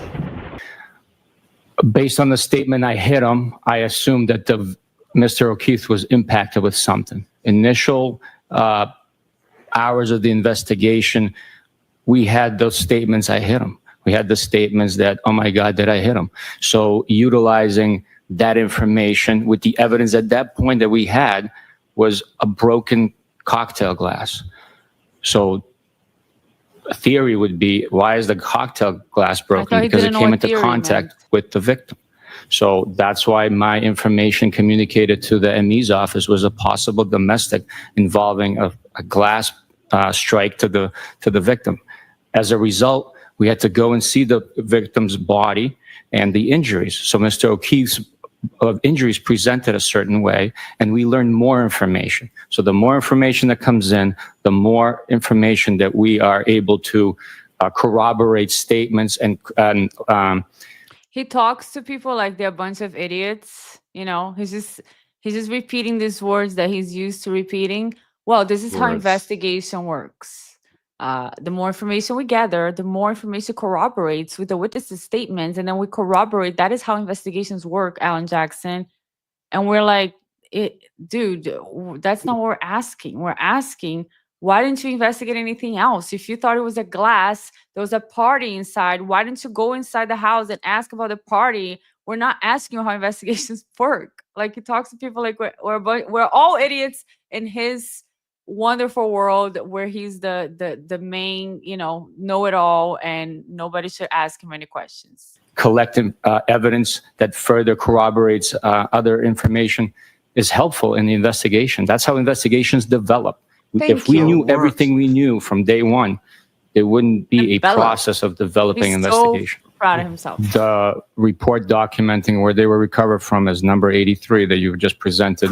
Exact location is the same general vicinity. If it was something different, if we located these items across the street, different section of the yard, that would It have been says documented. 34 Fairview.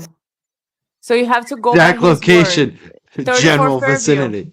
Talking Yeah. about banging and hooking up. Talking about banging. What word would you use to describe them if not flirtatious? The totality of the conversation? Sure. Let's start there. My opinion is that it's a angry girlfriend trying to set up. Somebody said Papa Smurf. That's funny. That is great. That's it? Oh, I thought this video was way longer than that. Okay, so that's it on this video. More of his entitlement. Oh, it's funny.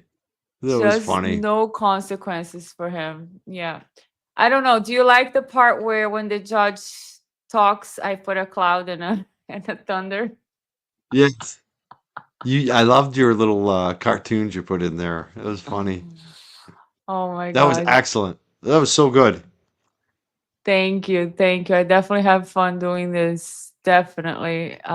It's just like, because I have to make fun of it because it's so ridiculous. I don't think anybody likes arrogance and sense of entitlement. I think the jury, having different types of people, different age groups and everything, they're trying to do the best they can to analyze the evidence. But I just think that nobody likes arrogance and a sense of entitlement, a sense of lack of accountability. Like, there is no need for me to be accountable. You are asking ridiculous questions. If there was any need for me to document anything else, I would have done it. I gave it to somebody. I don't remember who it was, but I'm sure I gave it to somebody responsible and trustworthy and full of honor and integrity. It's just, people don't react well to this type of personality. And I think that without looking at any of the body language things that we saw today when we were breaking down the facial expressions, you get that gut feeling and you're like, this guy's a douchebag. Let's say the jury just said, this guy's a douchebag.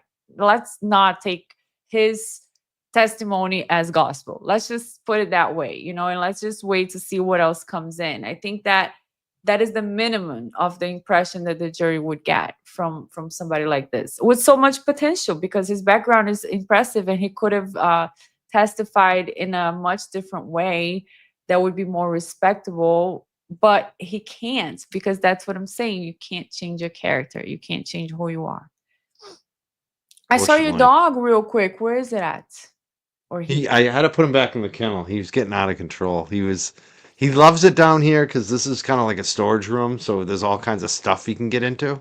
He likes to eat paper and stuff, so Oh yeah. I Oh yeah. I had him up here. I don't know if you saw, but he started growling. He's got that I little didn't hear that. For 1 second, I saw him. Whisper can stay here like for he sleeps. He's just like, give me a blanket. I'll Oh, see, sleep. I wish.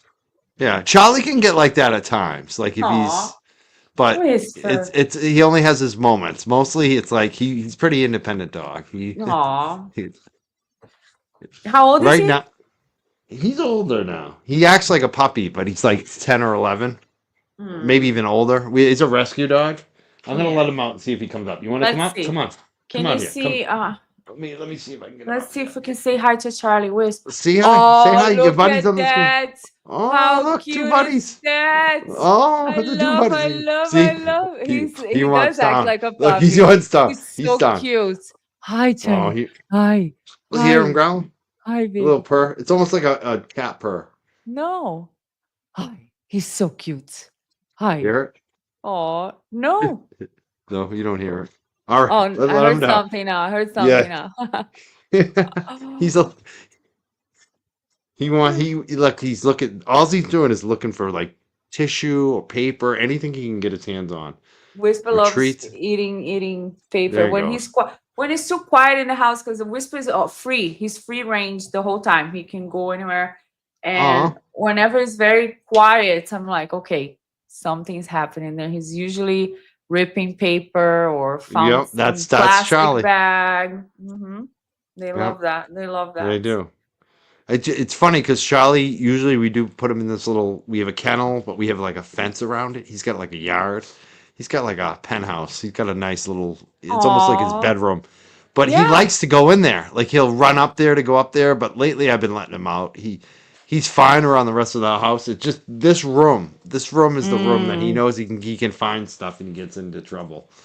Because Yeah, I don't my- let him in here when he's alone. He never comes down here when he's alone. So, Yeah, my not- office too. I have to be careful because once in a while, Whisper pees in the pee pad and he goes to Oh. the bathroom like he's trained.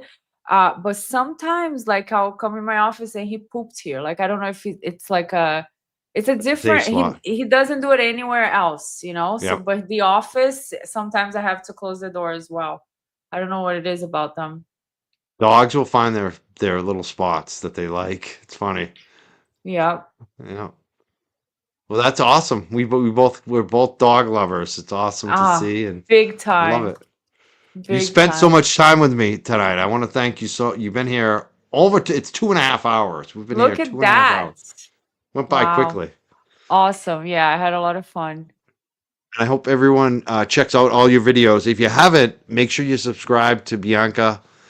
Make sure you follow her and go check out her videos too. Like them. Go subscribe to them and like them and give them the thumbs up and all that stuff. Thumbs up. I acknowledge. Yes.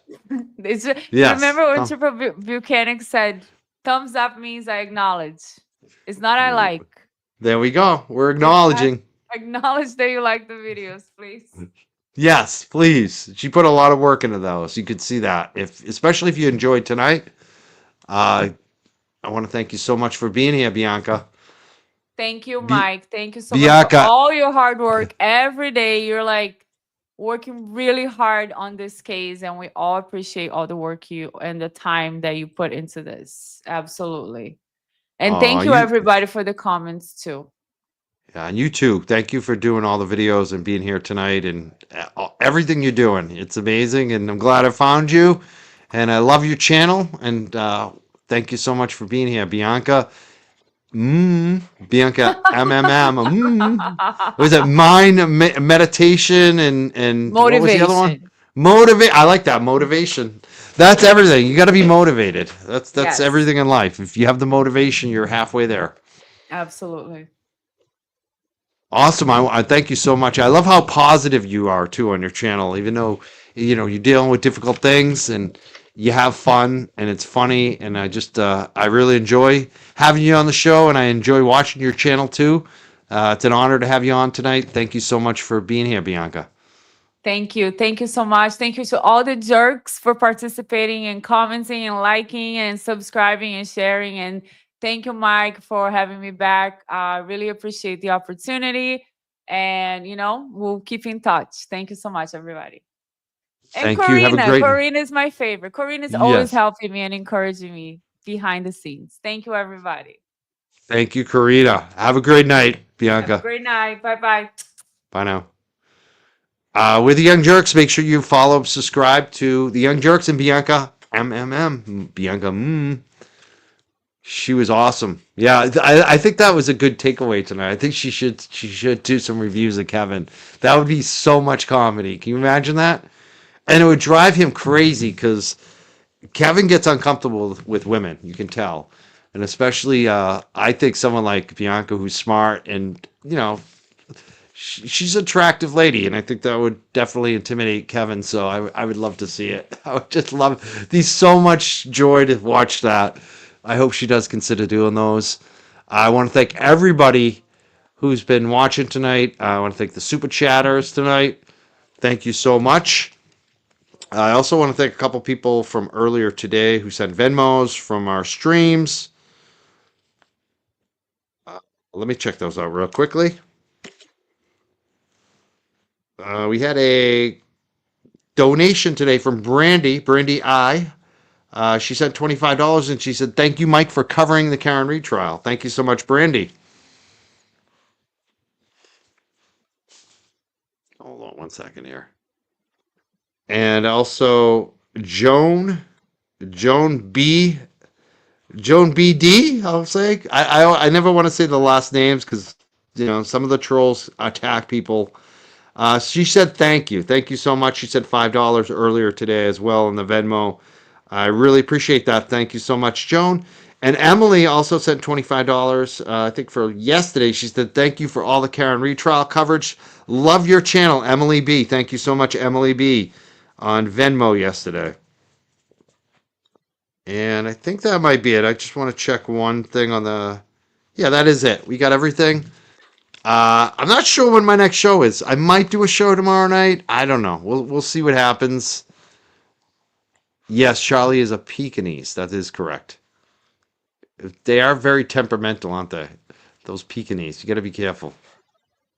What's he? See, he's behind me now. He's getting in trouble. What are you getting into? Get out of there. Look at him. I got to get him on. Charlie! I probably have to go. My dog's acting up. He's going to destroy my studio. Next thing you know, my lights are going to be coming down. We have so much fun here. So, yes. I'm not sure when my next show. Maybe tomorrow night. I'm not sure. We'll see what happens. I got a lot of things in play right now. I'm dealing with a lot, unfortunately. Some good, some bad. But we'll definitely be streaming in the morning from court. So definitely be here tomorrow, I think 9 a.m. We'll see you there. Again, I want to thank Bianca. Make sure you follow, subscribe to her. Go like all her videos, too. Go check out all her videos, especially the ones you saw tonight on the show. Go like them. Make sure you're giving her a lot of support and love. Share it around on social media. All right, we'll see you tomorrow morning, 9 a.m. court. We'll see you there. Have a great night, everyone. Thank you so much for watching, sharing. We'll see you soon.